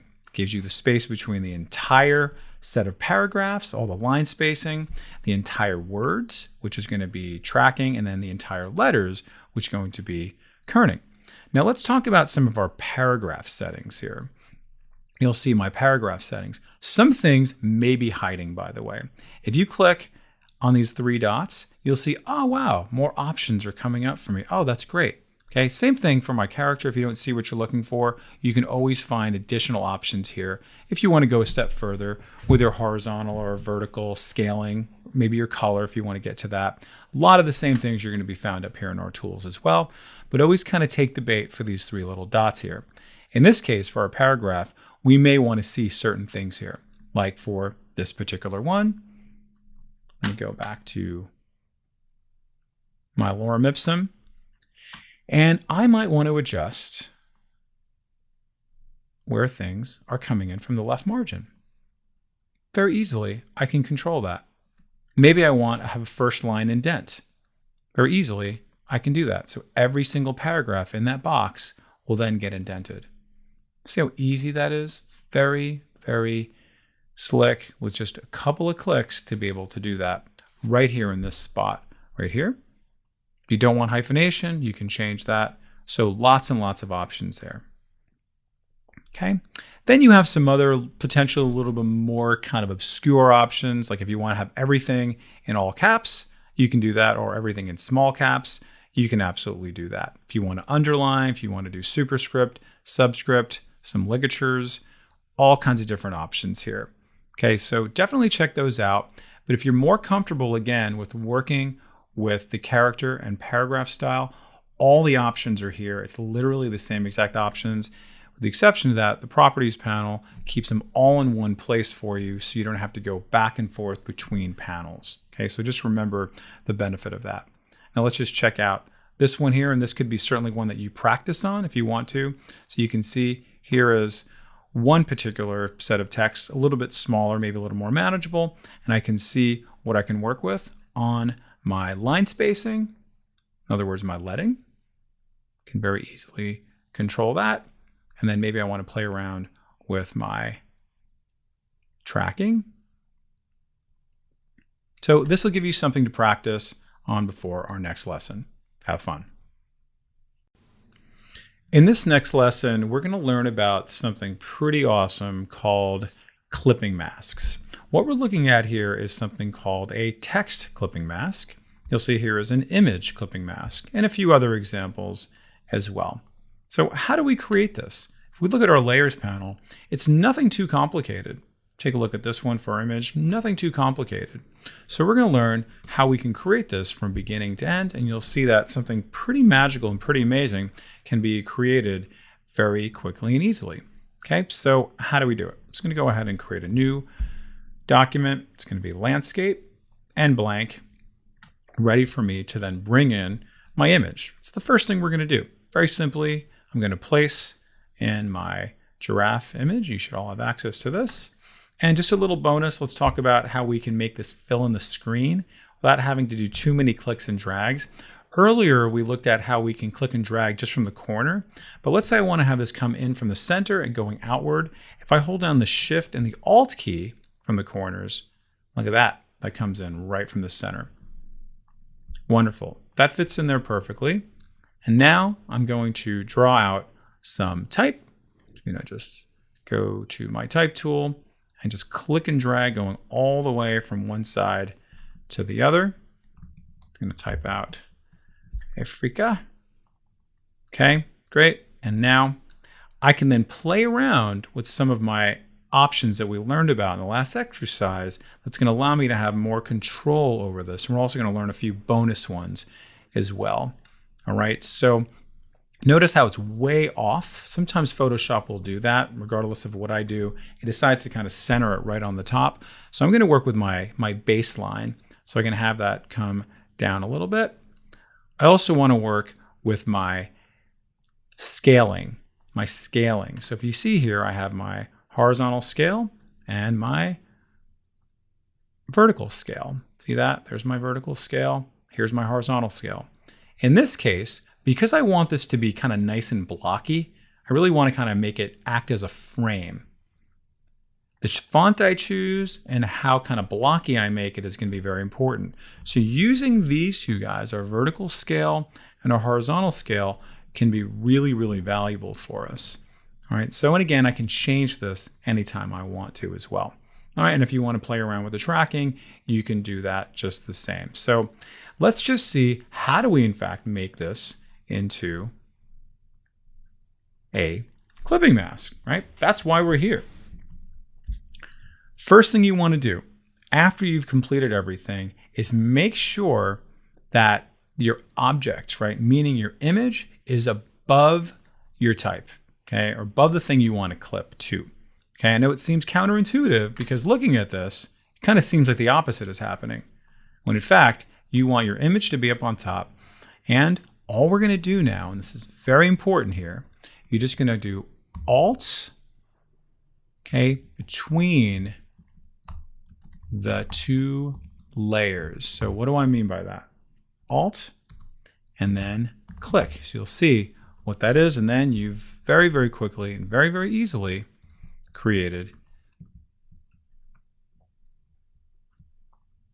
a clipping mask. So watch this. I come between the two layers, I hold down Alt, and then notice what appears here.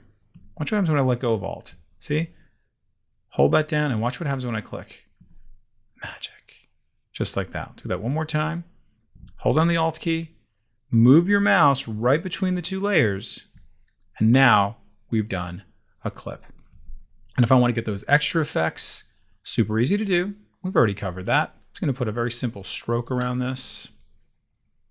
Maybe go a little bit thicker. Great. Love that.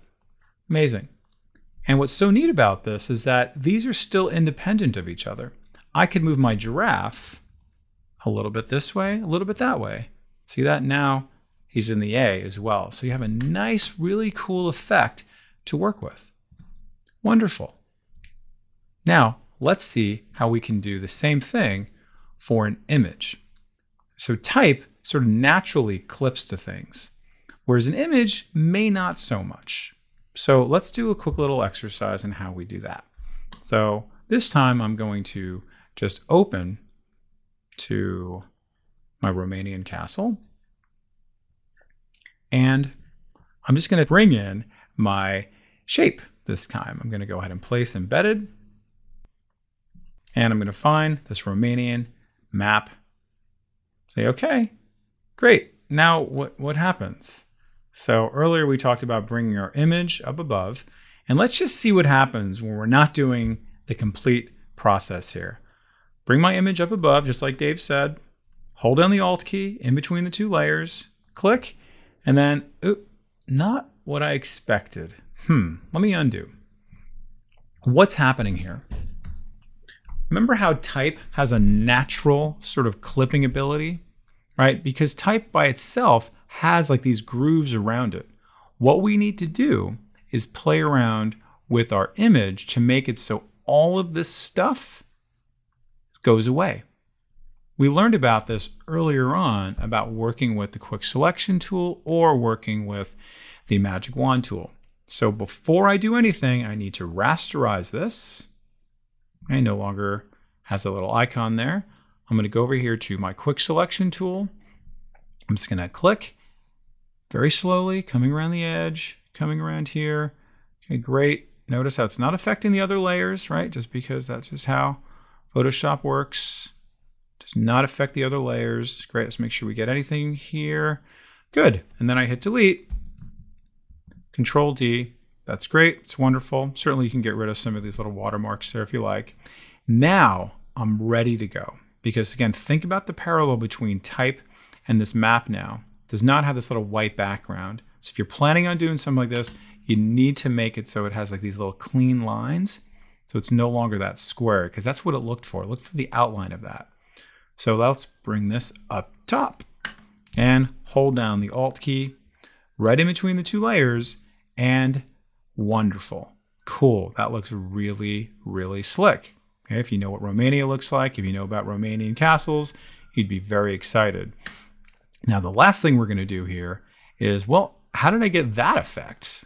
That's pretty cool. And oh, what about these little shadows? Oh my God, wow, there's a lot going on here, but not a lot on the layers panel. So something really simple is happening. What am I doing?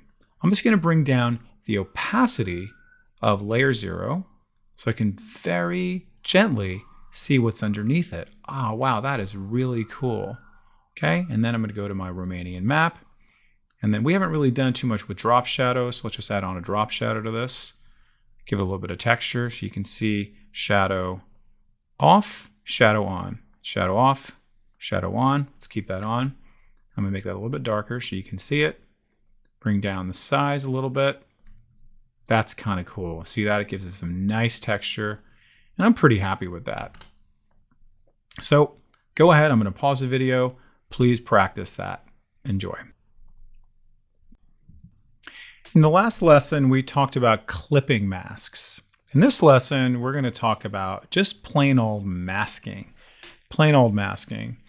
And if I were to give you any advice as Photoshop beginners, I would say learn about masking to the nth degree. If you want to master really anything, you will see that masking comes in so many different forms. You're going to see it's going to give you a lot of power over things in many different facets of Photoshop. This is just going to be the beginning of how we can mask things. This gives you control of what you want to see and what you don't want to see. That's essentially the definition of what masking is. Essentially, do I want to see something? Do I want to not see something?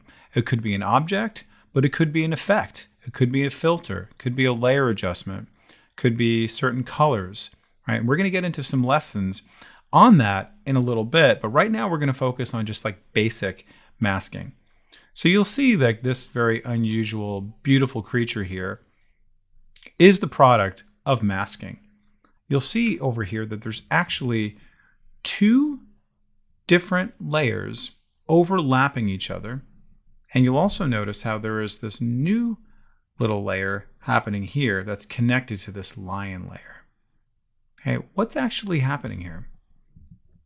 There is a mask that is happening that is poking through this lion's face to show through, so this little doggy can come through the lion's face. But it gives me all the control in the world to show what I want, how much I want to show. Okay? You'll also notice that, okay, it's not perfect, so I can very easily fix that. The two things I want you to take away with masks are very simple. It's going to be black or white, and using the brush tool, believe it or not. All right, I'm going to come back to that in a little bit, but it's going to be black or white while using the brush tool. Notice these colors here are black or white. So let's just do an example of this. You can watch me and then practice it on your own now. When I talk about masking, I also want you to note that masking is a very good alternative, if not the best alternative, for deleting something. Earlier, we discussed the eraser tool. Rather than erasing sometimes, you might want to consider just masking, because masking, guess what, is not permanent, where erasing is permanent. Okay, so keep that in mind. All right, without further ado, let's open up to our files. I'm going to bring in the dog. I'm going to place the lion. All right, and there we have it. Now, don't worry about getting everything perfect right now. And we're also going to learn about how to crop some things a little bit, just the same. All right, I'm going to unlock everything. Good practice. And what I'm going to do next is mask. I'm going to put a mask on this line. I want you to think about masking in terms of masking or blindfolds, right? So sometimes you're going to have a blindfold, you poke a hole in it, it becomes a mask. Okay, just imagine that. Just put a blindfold over your face, and then you poke a hole in it and it becomes a mask, right? You're turning into Robin, you're turning into the Green Lantern. Okay, so that's what we're going to do next. Where do we find our ability to mask? That is going to be down here. Move your mouse over, it'll tell you. Add a layer mask. Cool, we haven't done those yet. So let's click on this and we're going to choose Add Layer Mask, and then that thing pops up, just like how we saw before, right? This one has that there, but it's got some little black brush lines on there. And that's what we're going to do next. So remember the first two things I talked about, black or white. So right now this is white, okay? So white is going to conceal, black is going to reveal. So let's just see what we can do now. So the brush tool can be easily accessed either by clicking on the brush itself, or guess what? Shortcut key of B. That's what I like. And you'll see here I've got two colors here. It's either going to be black or white, black or white. If they're not black or white, you can very simply just click on that and that'll actually set it to be the default, and you can switch it around if you want to as well. But we want whatever color we're going to be playing around with right now to be on the foreground. And in this case, it's going to be black because we want to see what's underneath there. We want to reveal what's underneath there, which is going to be the dog. So take a look at my brush size, which is 125. Also take a look at the hardness, which I have it as 0%, which I want because I don't want it to be like hard lines. I want to kind of blend in nicely, okay? And again, if you want to adjust your brush size, who remembers this? Right bracket, left bracket, right bracket, left bracket on your keyboard, that is. All right, so I'm going to make them a little bit smaller, bring it down to 100. And now I'm just going to draw with my brush tool black. It's going to make sure, it's very important, you're not selecting the lion, you're selecting the layer mask. Then I click and drag, and now I can see I'm making a nice little reveal of the dog. But it's not coming in as great as I'd like. Why is that?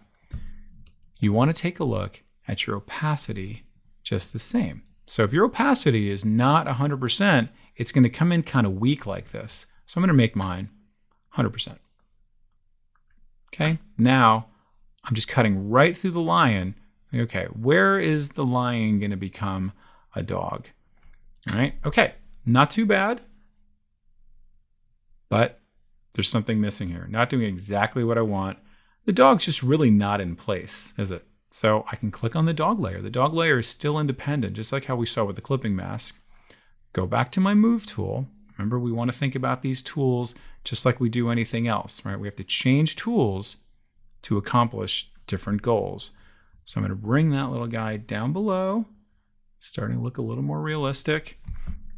Maybe I'm just going to shrink him in a little bit. Okay, you don't want to see the top of his head. Just blend it in nicely. And if you don't like what you've done, you can always do, guess what? Paint white over it. So let's just see the opposite now. Let's just see what happens when I paint white with my brush tool over here. See, that goes away. Go back to black, switch it, and then just very gradually just have some of the lion, some of the dog. See that? Ooh, okay. Kind of nice. Ooh, got a little bit too much. Switch it out back to black. Then bring back some of the lion. Bring back some of the lion. See that? So you'll be seeing lots and lots of examples on how you might want to do this.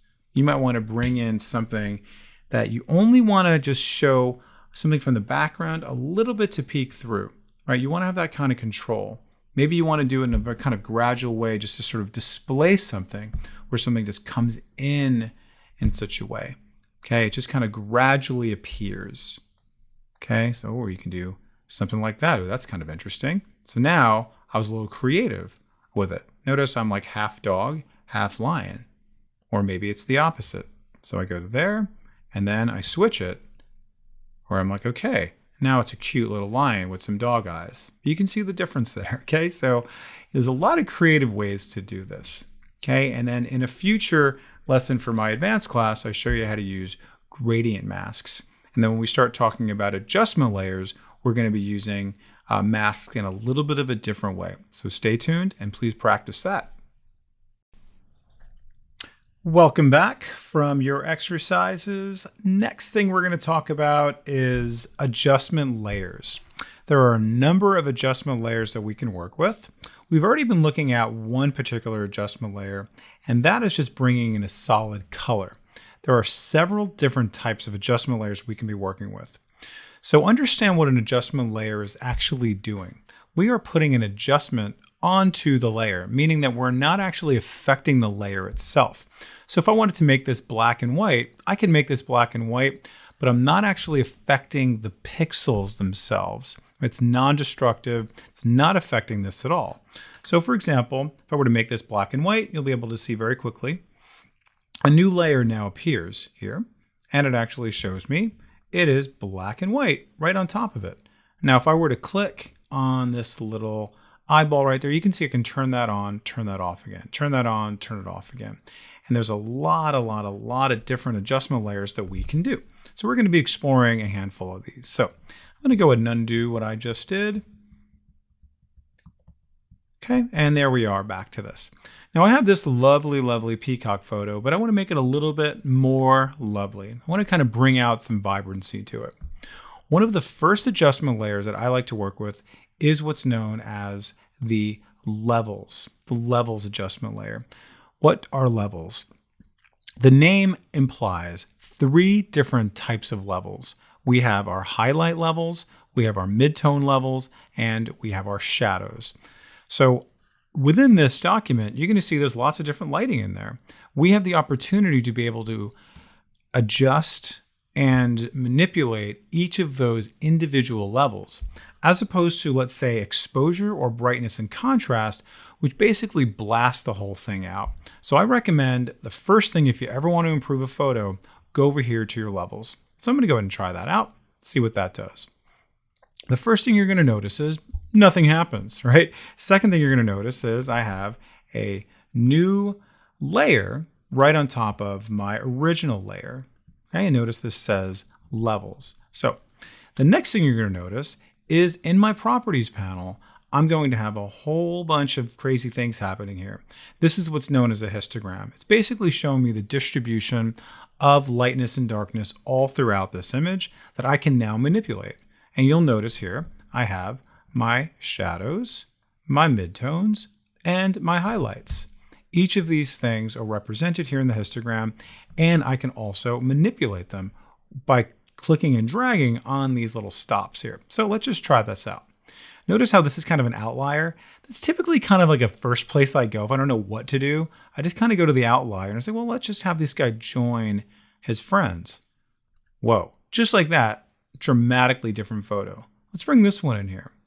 Bring in my highlights a little bit, and you'll notice that the highlights get affected, but nothing else really does, right? See, the lighter get lighter, the midtones, and only the midtones really get affected. It doesn't really affect the brightness. If you look at the brightness aspect, it doesn't really affect it.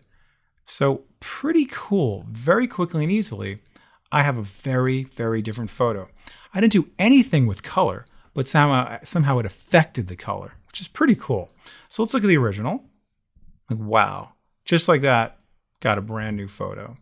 So what I recommend is play around with your levels first, and you'll see how easy that is. Okay, now we're going to talk about a lot of masking in this lesson, okay, and this whole lesson on adjustment layers. We've already done masking where we mask the dog and the lion. Masking also applies when you're working with adjustment layers. So let's say, for example, I didn't want a certain part of this peacock to have the adjustment layer of levels. Okay, what could I do?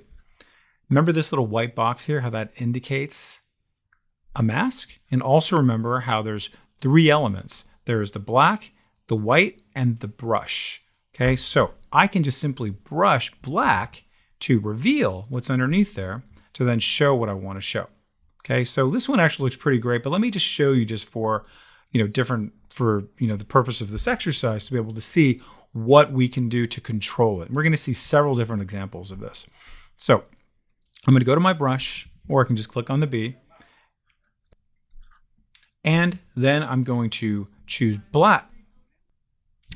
So just like I did with my original masking, I can then poke through this mask to make my blindfold into a mask using black with my brush tool. So let's just see how that works. I simply click right here on the thumbnail, and then let's just do a little swipe right through this, and you'll see the original color comes through. Let me go ahead and just switch this out, and then I can bring that right back. And you'll see that it gets a little black line there. So it gives you all kinds of control. You don't have to think like, oh, wait a second, that part doesn't look good, but the other one does. You'll see lots and lots of different examples, like somebody may have like a shadow over their eye, but then we have to fix the rest of the document in order to affect that one. Like, oh my God, no, you can have control over just one part of the document. Again, we're going to be looking at several different examples of this moving forward, but this is just our first adjustment layer, and also working with masking on a third level that we haven't seen yet before. Okay, and earlier I said that masking is invaluable. That is going to be one of the number one things you want to master when you're working with Photoshop on many, many levels. So as long as we understand the black and white, the brush, and the masking layer, you'll do great. All right, so I'm going to go ahead and pause the video, go ahead and practice, and we're going to come back and we're going to do a number of other different kinds of adjustment layers.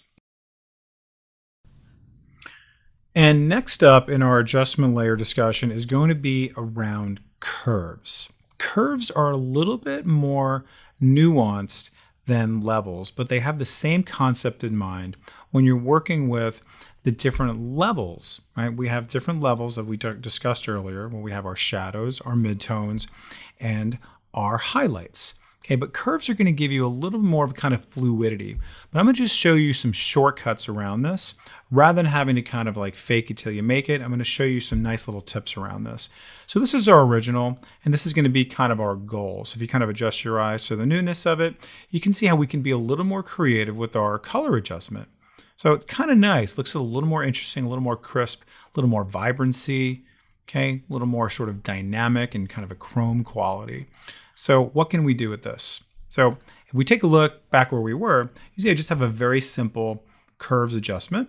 And you can see here what my curves look like here. Okay, so how did we actually get this to do this, and how do we get it so it didn't affect anything else on here? Let's go back to our original, my Cuba 1, and I'm going to add on a new type of adjustment layer, which is just curves. Now, there's a lot we can do here, right? Just so you have an idea, this is my curve. This is going from my shadows all the way to my highlights, and I can go ahead and click on anywhere on here, and I can really manipulate this. I don't really know exactly what I'm doing necessarily. I can kind of play around with it, and I'm creating like several different points here, and you can definitely experiment. I highly recommend experimenting, kind of to see what it does. But I'm going to go ahead and undo all that, so I come right back to this. But I do want you to see how all that works in case you were curious on it. You've seen somebody else's stuff, and how we're going to see how we're going to manipulate it in maybe a little bit more direct way, a little more nuanced, a little more automatic.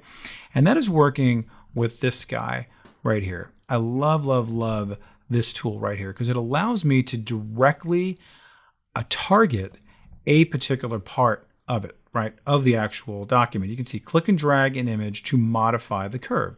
So when I click right here directly on this yellow, notice how the little histogram, my little curve there, see how it moves around? I go to here, it goes to a different part of it. I go to here, right, a very different part of it, the darkness, the lightness, okay, and then less light. So I can then control just that element of it just by simply clicking and dragging. You can see they're all getting lighter, they're all getting darker. See that? So everything that has like that level of like lightness or whatever in it is then getting affected. Okay, but you'll notice that she's getting affected as well. Her windows are getting affected. Okay, it's like, okay, so I'm going to want to adjust that somehow where I'm going to have some more control over that. So, okay, maybe I love this. Maybe I can kind of keep going with it. Okay, maybe I really like that. Just kind of play around with like different parts of your document to see, okay, well, what do I want to control? Notice how my whites are getting a lot whiter now, but my yellows are not. She's not getting affected by it. I have that kind of control over it, right? It's all about control, all about color correction for what you want to have actually corrected and edited. All right, great. So I can bring that up a little bit more. Now, I do not want her to be affected at all. She looks fantastic. So what I'm going to do is put on a mask. Okay, so the mask is already here, so I should rephrase that. I'm going to actually reveal what's underneath here. So we know that already. Let's go over here to our brush. I'm going to make sure this is selected right there on the mask itself. And then I want to poke a hole through my blindfold to make a mask so I can reveal what's inside of here, because I want to see her, right? She's great. She's kind of the star of the show here. So I really want to make sure that I can see her. It's pretty nice, but maybe I also want to see like her window here as well. Okay, but maybe not as much. So what I can do is I can manipulate the opacity of how strong that's coming in. So I'm going to get a little bit of the adjustment layer, a little bit of that curves, and then a little bit of what's originally there. So I can bring that down very easily to, let's say, 50%. So it's just going to be just a slight little modification, just not so much. Okay, all right, so it's a little more kind of subtle there.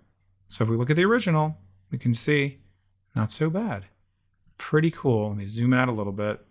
That's a pretty nice photo at the end of the day. Okay, maybe we'll bring out a little bit more of this. Maybe there's some more kind of lurking back there I lost. Okay, and then you can come back here and manipulate anytime you want. So if you want to bring back the actual curve one more time, to do that again, you can just simply click directly on this icon and it comes right back up, and then you can manipulate any part of this. You can even delete them if you want to, just by simply selecting them, hitting the delete key, or hitting the little trash icon. Okay, so really powerful stuff. Not only working with curves, but of course working with the mask. So I'm going to pause the video. Please go ahead and practice. Maybe find one of your own photos that you want to improve, you want to be a little more creative with. Let's continue this discussion of adjustment layers, but this time we're going to talk about the black and white adjustment layer. We're going to do a little more masking, but then we're also going to add on different levels to our adjustment layer. So we're going to have multiple happening at the same time. So very simply, we're going to make this into black and white. How does that work? Really nicely and easily. I select my layer, I go to my black and white cookie down there and go to my black and white adjustment layer, and you can see, fantastic. That's great. Is that exactly what I want? Not entirely. But you'll see that there's actually a number of presets that I can play around with, right? So you can see, let's just see what the high contrast blue filter does. Okay, maybe not exactly what I want. Let's go back to the default. Let's go to darker. Oh, that's not so bad. But you'll notice that it actually changes things, right, that I could be doing manually, but I just want you to see what it does. You'll also notice that we have the little hand here, just like how we just saw in the last one, where you can maybe only want to work on one part of that to make that part black and white, right, and make that kind of manipulated. Now let's understand what exactly is happening here, because notice how we have these colors like red, yellows, greens, and cyan and blue. What is that actually even referring to? Because none of that is on this image. It's referring to the original information that we started with. So it's only playing around with the reds, yellows, and greens, etc., of what we see in the original image. Okay, so for example, I'll just bring my reds up a little bit more to be a little bit darker. You'll notice how that comes through the black and white filter a little bit darker as well. So you can see, wow, that gets a lot more crisp, a little more interesting. Let's just see, pretty cool. Okay, all right, make our yellows a little lighter, but yet our red's a little bit darker. We have a very interesting dynamic happening here. Okay, and mostly in this image, we're going to see the reds and the yellows are going to be affected. Let's make the yellows a little bit darker, probably not so much, but it really depends on the look you are trying to achieve. Okay, so I'm just going to keep it like this. You can always come back and make changes to it, but just note what it's actually doing. Great, so I'm done with that. Now earlier, we've been talking about masking. Let's say I want to go a little bit more interesting with this. Like these flowers are beautiful, and I want her to remain black and white. Maybe I want to make her lips shine through, her eyes shine through. I can very, very easily do that, right? Her eyes, yeah, it might work for her eyes as well. I might want to just manipulate these to a certain extent to make it so the flowers are coming through, and then maybe I even want to change the color of the flowers. Well, how can I do that? This is where masking comes in once again, but I'm going to show you a neat little trick for masking. So let's click on the background layer because I want to select these flowers. So I'm going to use my quick selection tool, and I'm going to do this relatively quickly because you can see Photoshop does a pretty decent job of this. But what I want you to know about working with mask is that it doesn't really matter because you can always come back and fix your mask. Remember, masks are non-destructive, so you don't have to worry about it. We're not deleting anything, and we can always come back and add more to it, whatever you'd like to do here. Okay, so come back to here. Okay, that's great. And I intentionally kind of forgot that, so I can show you how we can fix it later on. So what I'd like to do is poke a hole in this blindfold to make it a mask. So very simply, all I do, and wait, ready for this, I'm going to hold down the Alt key or the Option key, okay, while clicking on this and then hitting Delete. And then bam, that comes away, and then bam, it pokes a hole right into this. Okay, so again, what did I do? I held down the Alt and Option key and then clicked on the mask itself and then hit Delete on my keyboard. And now I'm going to deselect, like, oh, that is pretty cool. Very interesting. Okay, maybe I'm going to zoom in, potentially work on her lips. Let's just see here. And again, I might not get it perfect. I'm going to go into here. I don't really want to mess with her teeth so much. And zooming in is really kind of an important thing here. So I'll make my brush a little bit smaller. You know what? For right now, I'm just going to keep it kind of rough because we can see how we can play around with this. So again, let's do the same thing. Great. Love that. Okay. Now she's looking like she had a bad time with her lipstick, right? They got into a little war. So we're going to be able to fix that really nicely and easily by, guess what? Instead of painting with black, we're going to paint with white. Okay, so let's zoom in and let's just really get in close to that. So I'm going to hit the B key for my brush and let's fix it. Nice, not permanent. Bring up my opacity, it's just a little stronger. Come right to the edge. Yep, no problems at all. There's no lipstick on her teeth. Okay, that is much, much better. Really cool look, really cool effect. I'm going to switch back. And by the way, if you hit the X key on your keyboard, that switches back and forth between the black and white. That's a nice little pro tip that will help you as you're working on these things to really, really be very fluid with it. Oops, no problem. I just hit the X key, right? Watch this. Oops, no problem. Okay. Clean that up a little bit. Okay. And of course, you'd come in and you manipulate it a little bit more. Maybe I'll get rid of some of those black shadows, add a little bit more of her original lips. And maybe you don't want that at all. Okay. Now, going to the next level, let's see what we can do with these flowers and maybe even her lips. Okay. So let's see. I'm actually going to get rid of her lips now that I'm looking at it. So no problem at all. So I'm going to hit the X key and let's just come back to there. Okay. Great. But maybe you want to do the same thing with her eyes. You can do with her eyes to make those sort of shine through. So hit the X key and then her eyes. That's kind of cool. All right. I like that. All right. Awesome. Yeah, that's pretty cool. All right. So now that I have this all set up, let's go to the next level and see what we can do to make the color changes. So what we're going to do is we're going to choose the background layer, click on my adjustment layer, and we're going to play around with the hue saturation adjustment layer. So now notice how I have two different adjustment layers happening here. And there's actually three things happening in hue saturation. There's hue, there is saturation, and then there's lightness. Okay, hue is just the color, saturation is the degree of color, and then lightness is just going to be how light is that color, whatever it is, going to be coming in.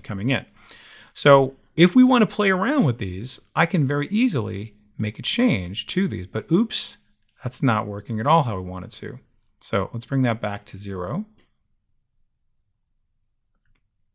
Easier to type it in sometimes. Thank you, Photoshop. Okay, so you'll notice that when I actually do this, as I showed you a second ago, we have a problem. Why is it doing what it's doing? It's affecting the entire layer that's underneath here. I want to actually only work with whatever's been masked, so the order of the layer is very important. So now, let me go ahead and play around with that. And now you'll notice that only my flowers are getting affected. See that? And her eyes are getting affected. So now notice I'm getting a little more green, and look how cool that is. Let's go this way. And see that? Her eyes, the purple is matching the purple. Wow, very cool. Excellent. So very important little lesson here. The ordering of the layers, especially when you have a mask, is very important. Before, when I had it down below, it was affecting the entire layer. All right, so you'll definitely want to practice that. You'll want to practice not only applying these adjustment layers, masking, but then also bringing in an additional one to play around with it. Okay, so because this part can be a little bit tricky. So now when I click on saturation, I'm going to make those things even brighter. See that? Ooh, that's kind of cool. Okay, so I play around with my lightness. Let's go ahead and see what we can do here, and that affects the entire image down below. And that is pretty neat. So let's look at our original. So we started, pretty beautiful photo, but then if I add on that, and then I add on that, that becomes a lot more interesting. Okay, so I'm sure you have lots of photos to work with, kind of doing this type of masking out for black and white, some color, and then also making some adjustments to each of them in terms of your hue and your saturation and a little bit of your lightness, and see where you go with that. Okay, and this particular image has a lot of colors on it. If it was just one color, like somebody's eyes, or a background, something like that, you might have a different experience with it, because this has like, pink and kind of a violet color and this sort of like burgundy-ish color. So we're going to have a little bit of a different experience than you might, but certainly experiment, have fun with it, and we'll break for a little bit and we'll come back, and I believe let's do one more adjustment layer after this. Let's conclude our discussion on adjustment layers by, again, doing a multiple set of adjustment layers. But I'm going to actually add in a few more like vibrancy, okay? And I also want to kind of manipulate this little blue sky to make it a little more blue, okay? So that's a nice little trick you're going to want to know about. All right, so let's just see what we can do based off of what we've already seen, and then maybe add in one more. So let's go over to here. Let's go back to our curves again. And let's just say I would like to make this blue a little bit more blue. You can see that, okay? That's great, okay? Not too bad. It's great. But guess what? I'd like to make this blue also a little more blue. Okay, so you can see how it's actually affecting that. Kind of nice, right? So it's a different blue than the original blue. And if we look back at the original, look how that blue sky really came to light. Kind of nice, sort of like that. Let's add on another one. Let's go over to here to vibrance. So vibrance is right here. And you'll see that vibrance is broken down a little more simply to vibrance and saturation. So let's just see what we can do there. Very subtle with vibrance, but I think kind of necessary. It's like adding a little bit of salt to your document. You can see just a little bit of salt to your meal. You can see a little bit there. Okay, it's kind of nice. Just sort of like fills in some missing pixels in a way. It does make it a little bit more sharper, a little more textured. And saturation, you can see more saturation, a little more blue, a little more orange that's in there. Cool, kind of like that. And that sort of completes my photo, and I think to a certain extent, a little bit more. Just having these little extra things in there. Okay, so vibrance and curves, and also going directly into what your target is. Like for my sky, again, look at the difference for where my sky started, where my document started, and now look at it. Pretty amazing. All right, now if you didn't like how the car, maybe it's too dark or whatever it is, remember you can always mask it out. Okay, so please use all of these. They're incredible. Make sure to remember that you can mask. You're never stuck with anything. Remember how I did with the woman's lips. You can always take those things back, take them away, change your selection. Whatever you'd like to do on your document, you have so much control over the color, the vibrancy, The lack of color desaturates something with black and white. You can change the colors in the black and white. So much you can do. This is really sort of like the masterclass on color correction for all of these things here. So please practice that, and we will move on to our next activity. This next section is going to be all about touch-up. Okay, we have an image here that clearly has lots and lots of problems. This poor demonic family is about to be exorcised, so let's fix them up. This is going to be our first lesson in touching up. Super easy to do, and that's essentially working with the red eye feature. So on my document, I have this little band-aid here, which is going to be the gateway to all of my wonderful little touch-up tools, including the red eye tool. So let's go ahead and play around with the red eye tool. You'll see how easy that is. As soon as I click on that, you'll notice I get a whole bunch of options here for pupil size and darken amount. Okay, so how big is the pupil? How kind of big do you want it to kind of spread out into the pupil? Right? Is there like a big issue with this? Right, so it really needs to spread out further, or maybe it's a little more subtle. How dark do you want it to get? Again, it's about subtlety. This is typically a good place to begin and end. You probably don't really need anything more than that.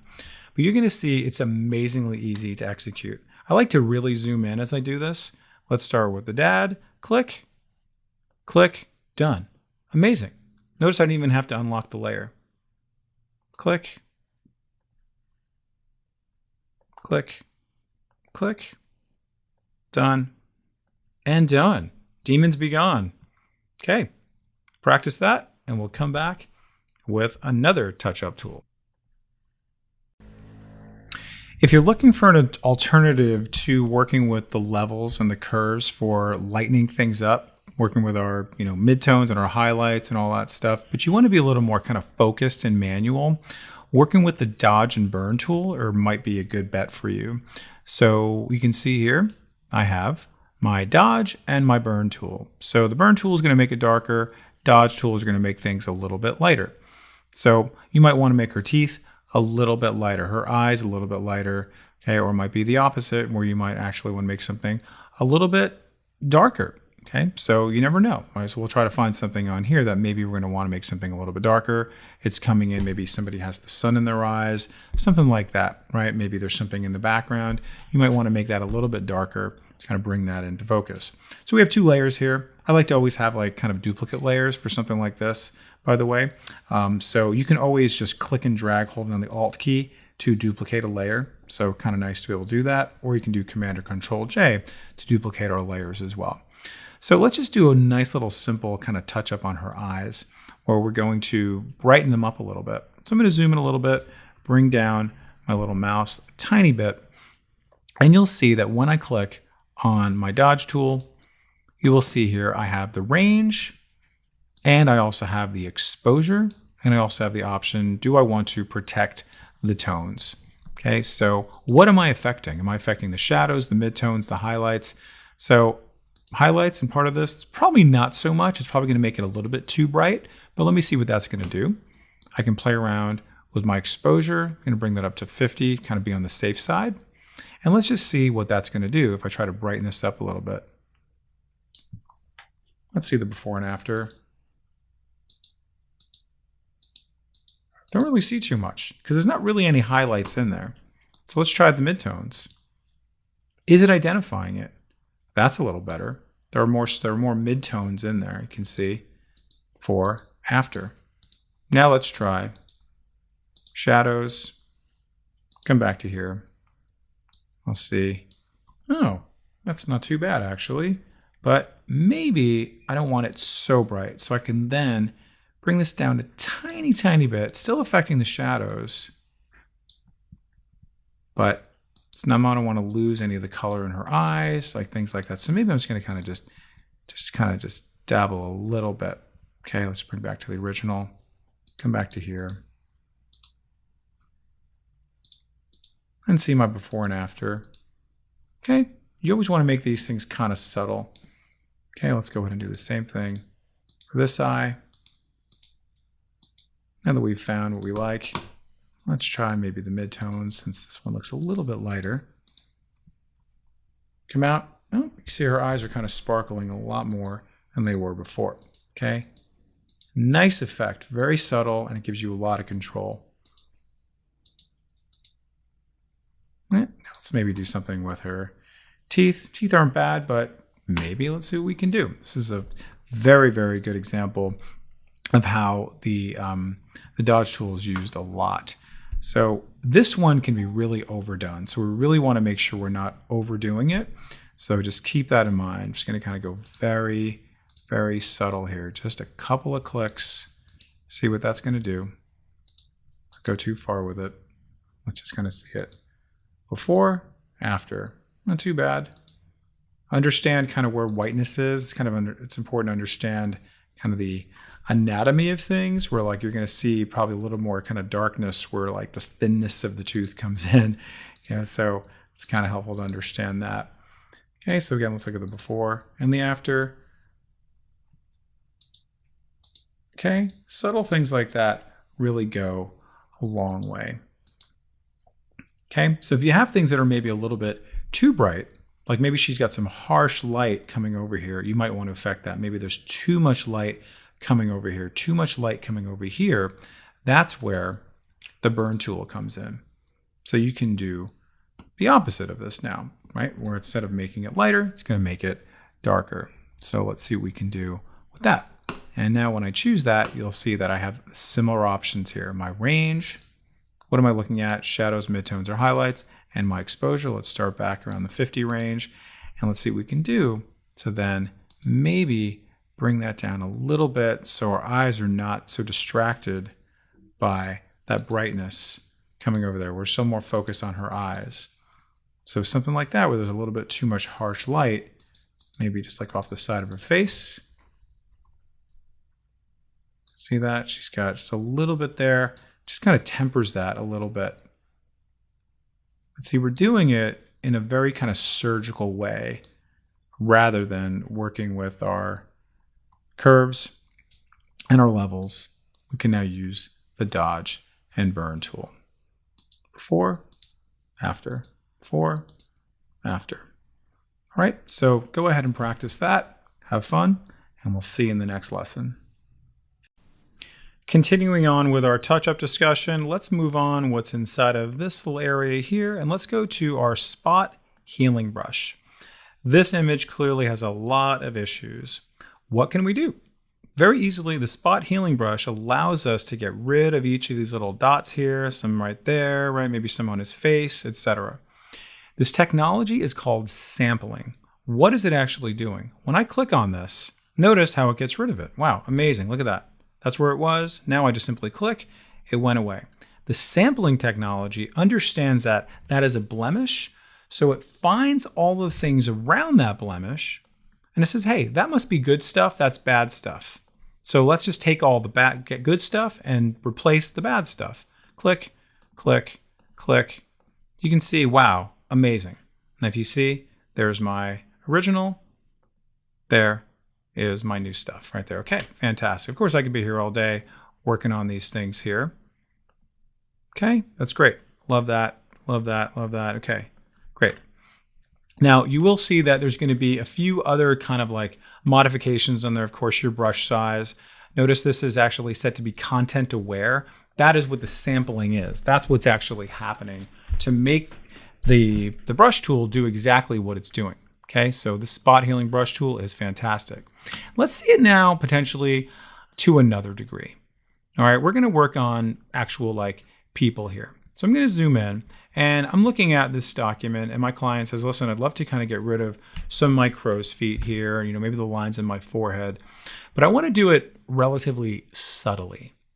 Okay, so what we're going to do in this case is we're going to do it in a little more kind of fancy way, where we're going to create a blank new layer. So I'm going to come down to the bottom. I'm going to click on this little plus sign here, bottom of my layers panel, click on that guy right there, and I now have a new blank layer. And what's cool about this is going to allow me to separate whatever changes I make from the original layer to be on this layer. Now, why would I want to do that? Let's see that. Okay, you're going to see why I want to do that. I'm going to click on this little option here to sample all layers. And then I'm going to come in and I'm just going to zoom in nicely. I'm just going to go ahead and just come in a little bit,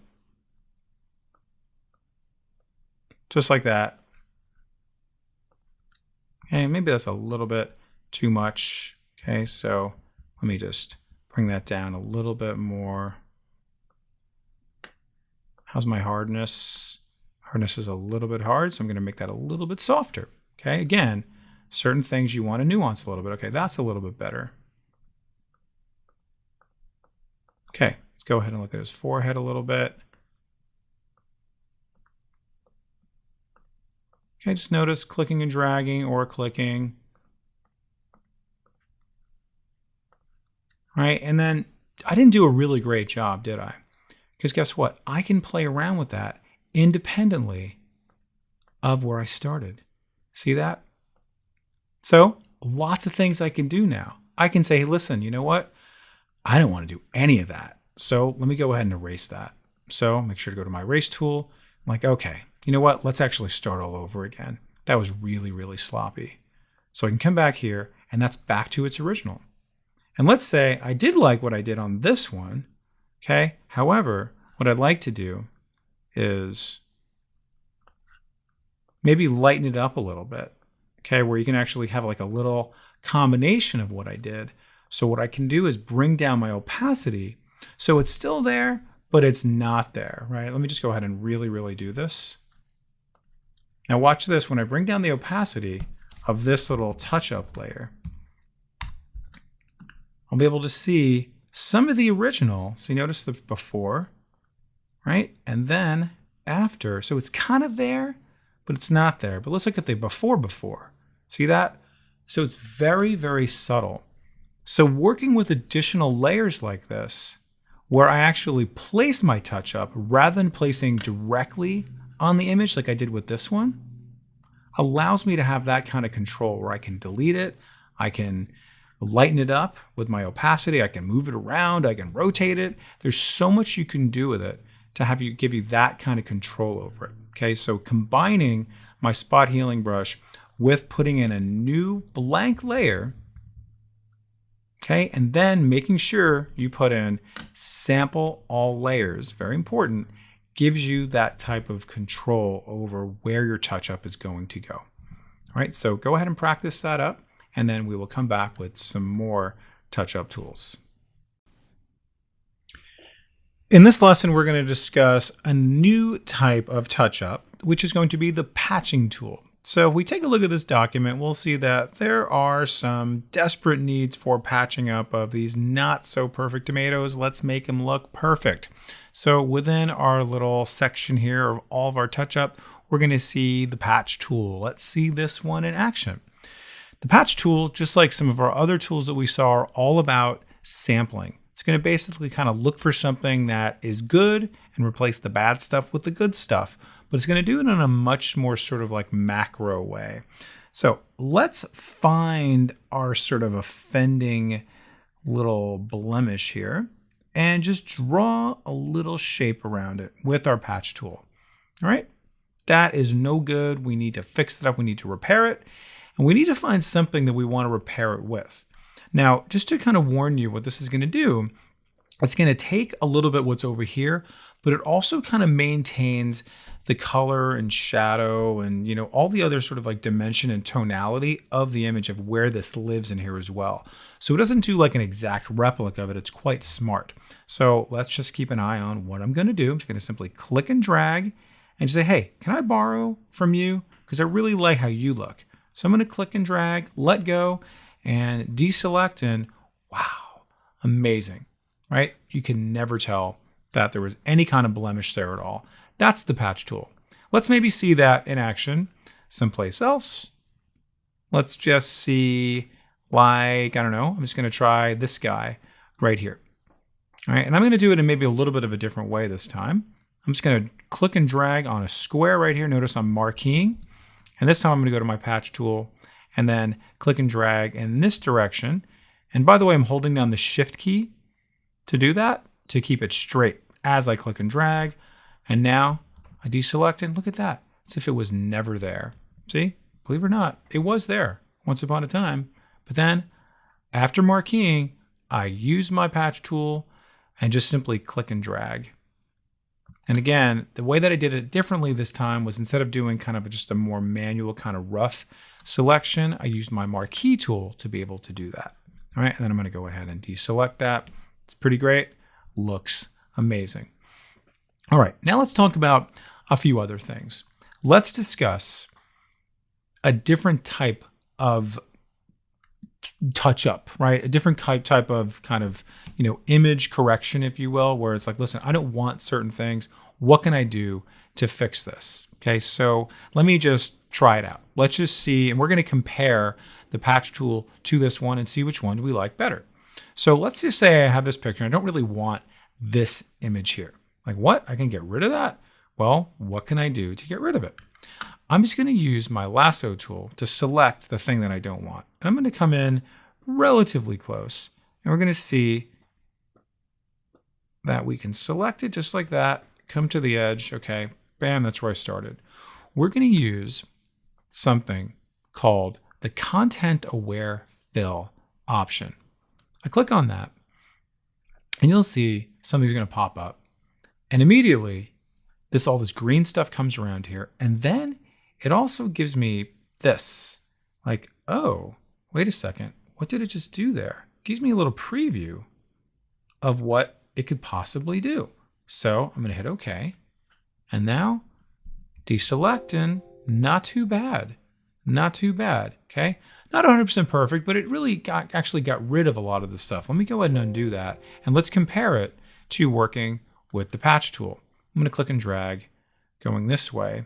And then the difference here you'll notice is that as I click and drag, I'm able to get a little preview, this time including the little railroad lines that I missed out on the first time. I let go, deselect. Wonderful. How very cool is that? Now it actually didn't miss anything. So that patch tool is pretty extraordinary. The Content Aware Fill is also pretty extraordinary, but I think in this case, the patch tool wins.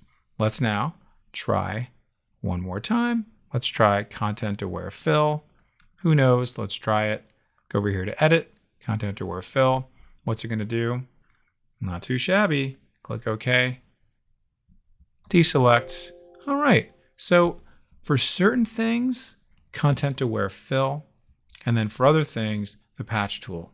So really excellent choices here. So sometimes one will be better than the other. Sometimes the others are going to be a little faster.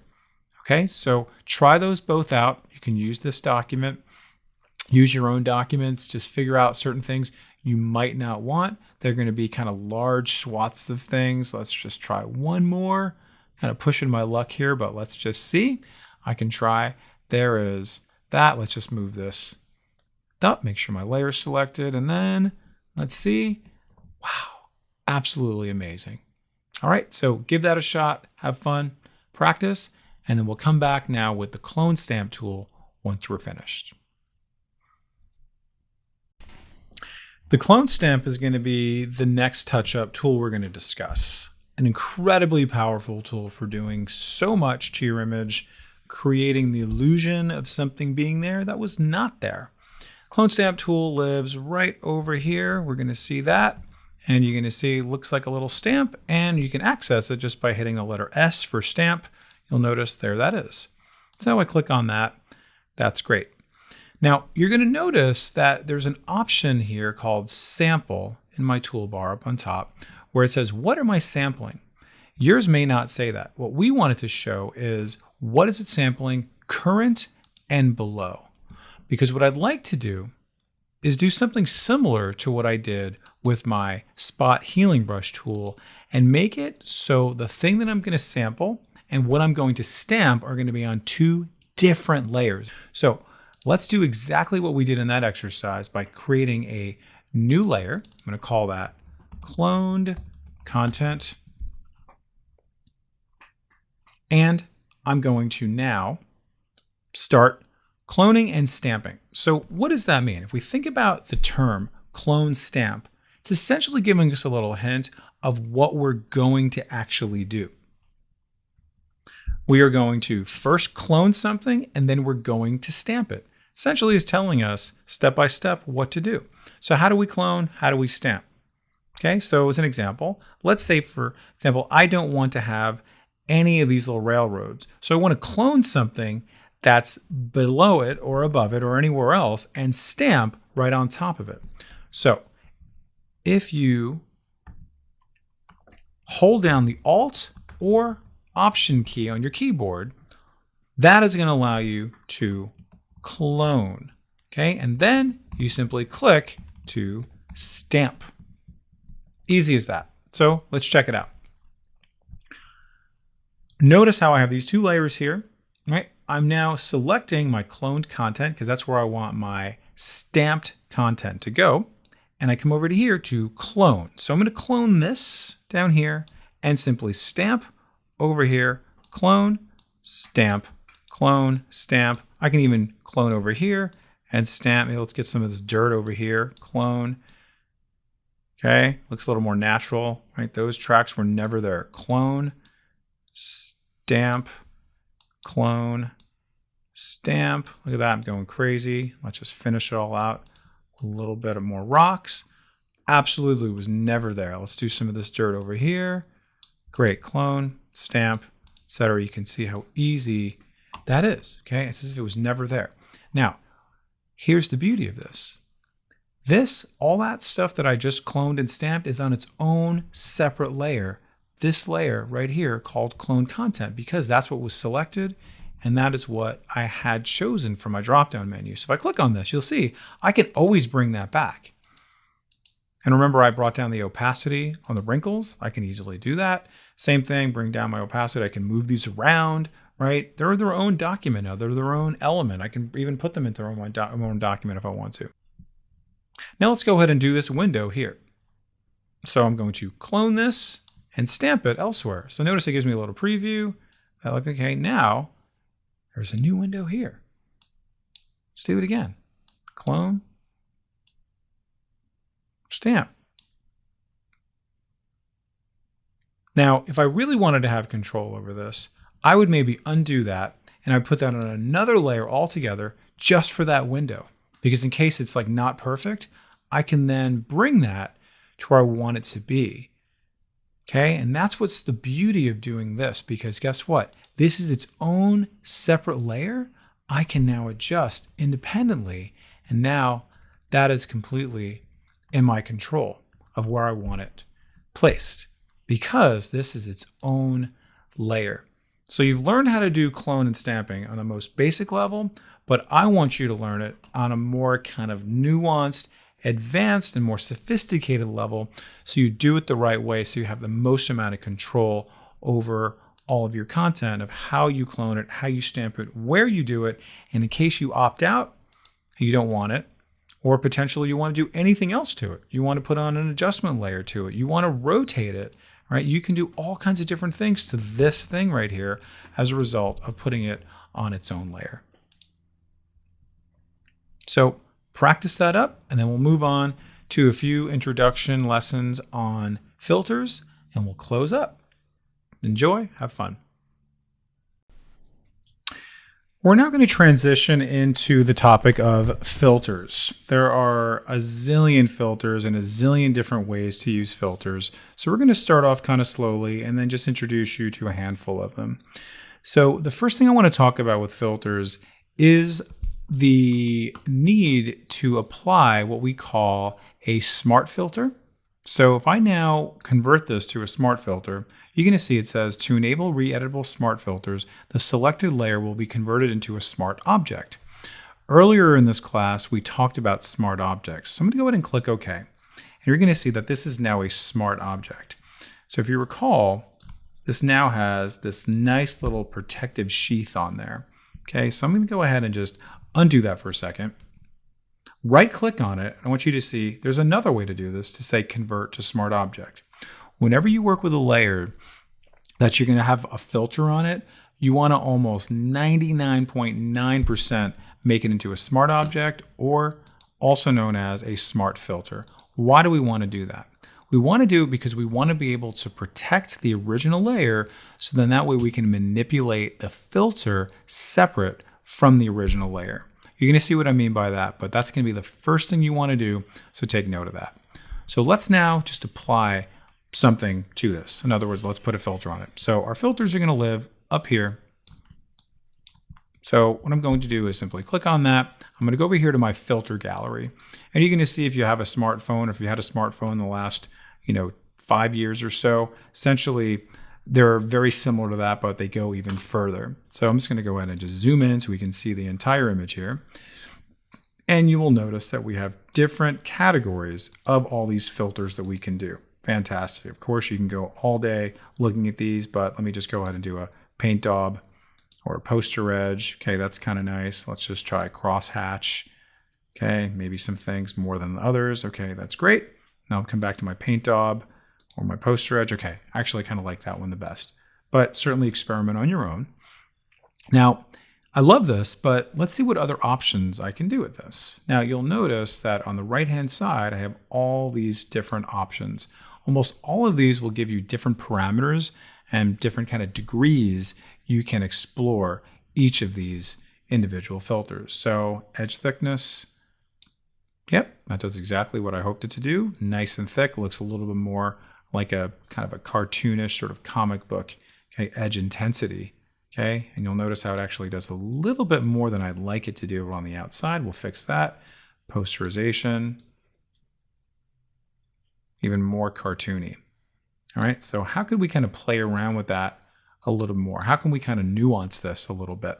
So let's click OK. And you can see, pretty good. I like that. Not too bad. But now let's play around with the ability to do, guess what? Masking. Masking, masking, masking.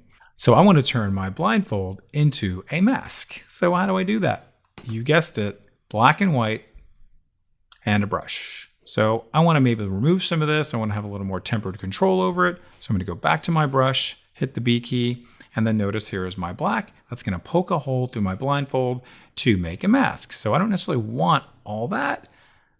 It really overdid it. So I can get rid of that.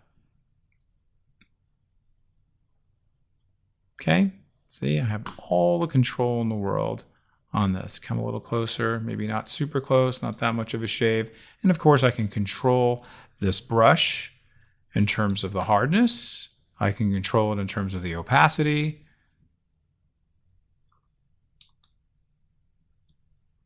And eventually I'll have exactly what I want, right? Of course, I can come directly onto the document as well if you want a little more of a clean little image there. And then if I'd like to come back to the original filter, I can very, very easily do that just by coming right back over to here to my little filter gallery option there. I double click on that and that takes me right back to where I started from. Let's bring that back. Cool. And then I can play around with my edge thickness, etc. Even change the filter if I want to. Super easy. So what I encourage you to do is take your image, whatever you've got, go into your filter gallery and play around with it. But once again, I want to encourage you to make sure the first thing you do is convert it to a smart object, because guess what? I can always remove that anytime I want. See that? I can bring it back to its original form or remove it anytime because it's not on the original image. If I didn't have this smart object, then it would do it directly on the pixels and I would not be able to reverse it. I wouldn't be able to control it with a mask. Okay, so very, very, very important to make sure you convert this to a smart object ahead of time. So go ahead and practice that. See you in a bit. Continuing on with our discussion about filters, let's now talk about one of the more popular filters available, and that's around blurring. And there are a number of different types of blur filters you can do. Gaussian blur, radial blur, motion blur, and there's also the field blur. And the blurring tool options have really evolved over time to make it much easier for you to create what you want to create and really kind of manipulate certain parts and not affect other parts. Now we know there's a few other ways to do that by applying the smart object to your image here. So I'm going to go ahead and do that first. Remember, because this is going to be a filter, so of course we want to do that before we do anything at all. Okay, so let's go ahead and see what our options are. We're going to go over here to our filter menu, and we're going to see that we have a blur option here, and we also have another blur gallery option here. So you'll see that we have blur, and we have a number of different just kind of like generic blurs. We have a Gaussian blur, which is a very popular one. A lot of people use that one. Motion blur, like I said, kind of create the illusion that things are moving. Radial blur kind of makes it more of a round blur, like you can kind of do that for like a wheel, kind of make the wheels in motion. You'll see that a lot of advertisers do that, kind of give that illusion. Okay, and you can see there's a number of other ones here that you want to experiment with. Let's go over to here to the blur gallery. And what we're going to focus on here is the field blur. And you're going to see that this gives us so much control. And in this case, we're going to create something known as depth of field in photography. So maybe you want to have something to have a depth of field, but you didn't get a chance to do it with your photography, with the photo that you took. And that creates the illusion of depth, right? It creates the illusion of depth by making the foreground in focus while the background stays out of focus. Okay, so it's a nice sort of like visual effect for the audience. So let's go ahead and click on field blur. And right away, it takes me now to another window that everything gets blurred. Okay, that's great. And I have this little circle in there that kind of shows me that, okay, bam, everything is now getting blurred. You'll also notice that my mouse now turns into a little pin with a plus sign, which allows me to, guess what? Choose different parts that I want to be blurred. So first thing I'm going to do is now move this over what I want to be blurred. So I can then click on this, click on another thing, and I want both of these things to be blurred by a certain degree. Okay? But I don't want this one to be blurred. So what do? I also need to click on this. And guess what? You're going to see in the upper right, I'm going to have these little options over here for how much blur do I want for that particular object. So this particular object has 15, this has 15, this has 15. So for this one in the foreground, guess what I want that to be? 0. Bring that down and watch this. Amazing. Right away, you see that effect. So what I'd like to do is make it so the thing in the far, far background has maybe the most amount of blur. So let's bring that up to about 20. Why not? Let's go crazy with it. Okay, and this one, let's bring that down a tiny bit. Okay, a little more subtle. Okay, so you can see, all right, it really gives that illusion of depth. So I'm done with this. This looks amazing. I click OK. And here is my document. Looks fantastic. Love this, love this. Now, because I had this as a smart object earlier and I applied my filter, you'll notice here I now have this great little mask. Okay, so every time you create some type of filter, make sure you make it into a smart object, because guess what? Now I can manipulate this if I want to.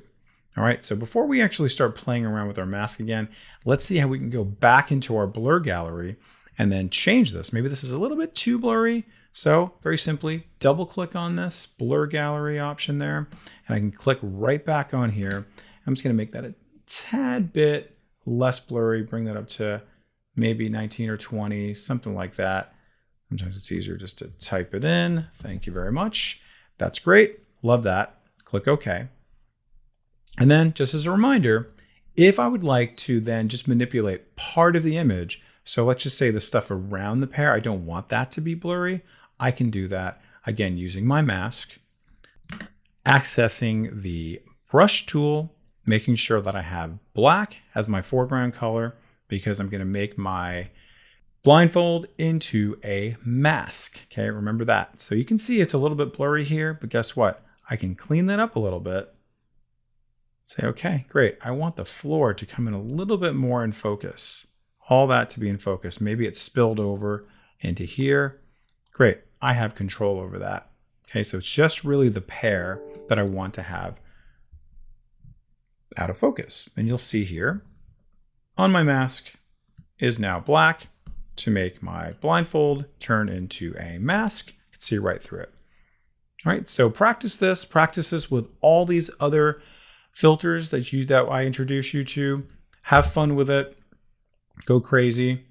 And we'll see you in the next exercise. Enjoy. Okay, and for our final set of exercises, now that we know a little bit more about Photoshop, we may want to control our preferences. We may want to show things how they want to be shown by you, and you might want to really sort of get under the hood a little bit. Now, your preferences are going to be buried pretty deep in there, and it's going to be a little bit different for your Mac versus your PC people. So if you are on the PC, you simply click on Edit, and you come down here to Preferences, and it's going to pop up right over here. If you're on the Mac, you're going to see there's going to be a little Photoshop menu right there, and it's going to say Preferences, and just go ahead and open it up just the same way. So let's now just go directly to our interface here. And the first thing we're going to be looking at to be able to make some changes to, very simply, is going to be our color scheme. You may want to manipulate this in a very different way, depending on your eyes, depending on your screen, depending on whatever your preference is, whatever your mood is for that day, you can absolutely do that. Okay, so just check that out. Just know that you do have that option to be able to just manipulate that. Okay, some other ones you might want to do, let's go to our workspace. And you can see that we focused quite a bit on our workspace in the beginning.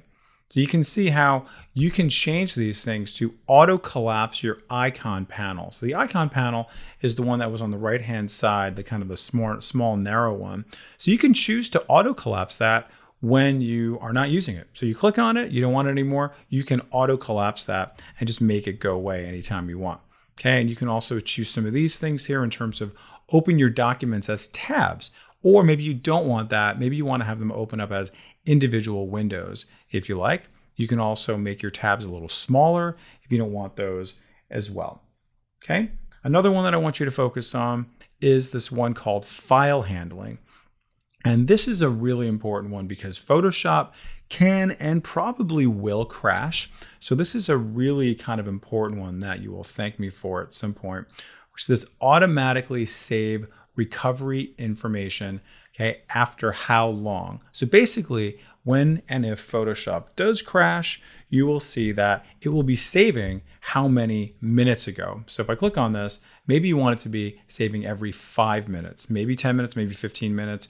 I like to have mine at 5 minutes because if it does crash, at least like there's that much more that it's going to be saving, okay? So just keep that in mind. Now, the reason why you may not want to do that, because it does use up some processing power. It will use up your RAM, could use up your memory and your temp files.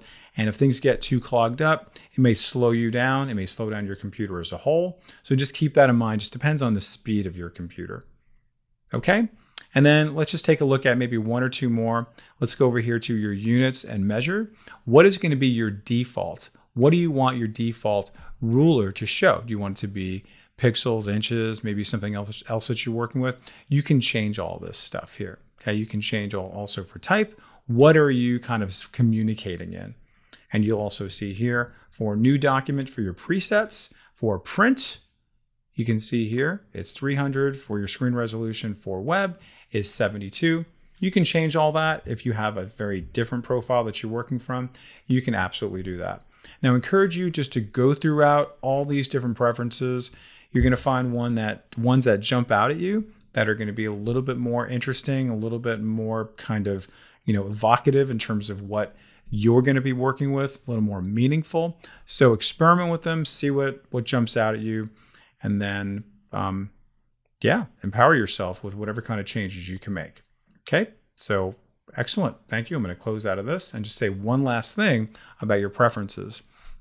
I would recommend that when you're doing your preferences, make sure you have no documents open at all, because Photoshop may get confused that you only want to do your preferences for that particular document. When you have nothing open, the preferences are for all documents, okay? So just a nice little tip there in case things aren't working consistently. Just make sure that no documents are open as you do this.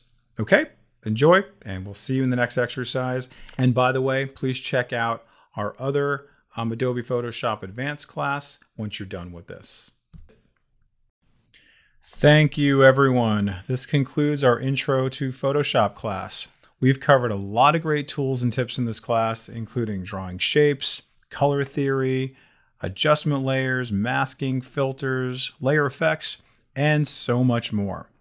Now remember, you have the exercise files to practice on, and I encourage you to watch this video as often as you need to and continue to learn, grow, and create.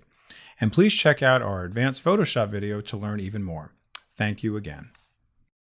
Thanks for watching. Don't forget we also offer live classes in Office applications, professional development, and private training. Visit Learnit.com for more details. Please remember to like and subscribe and let us know your thoughts in the comments. Thank you for choosing Learnit.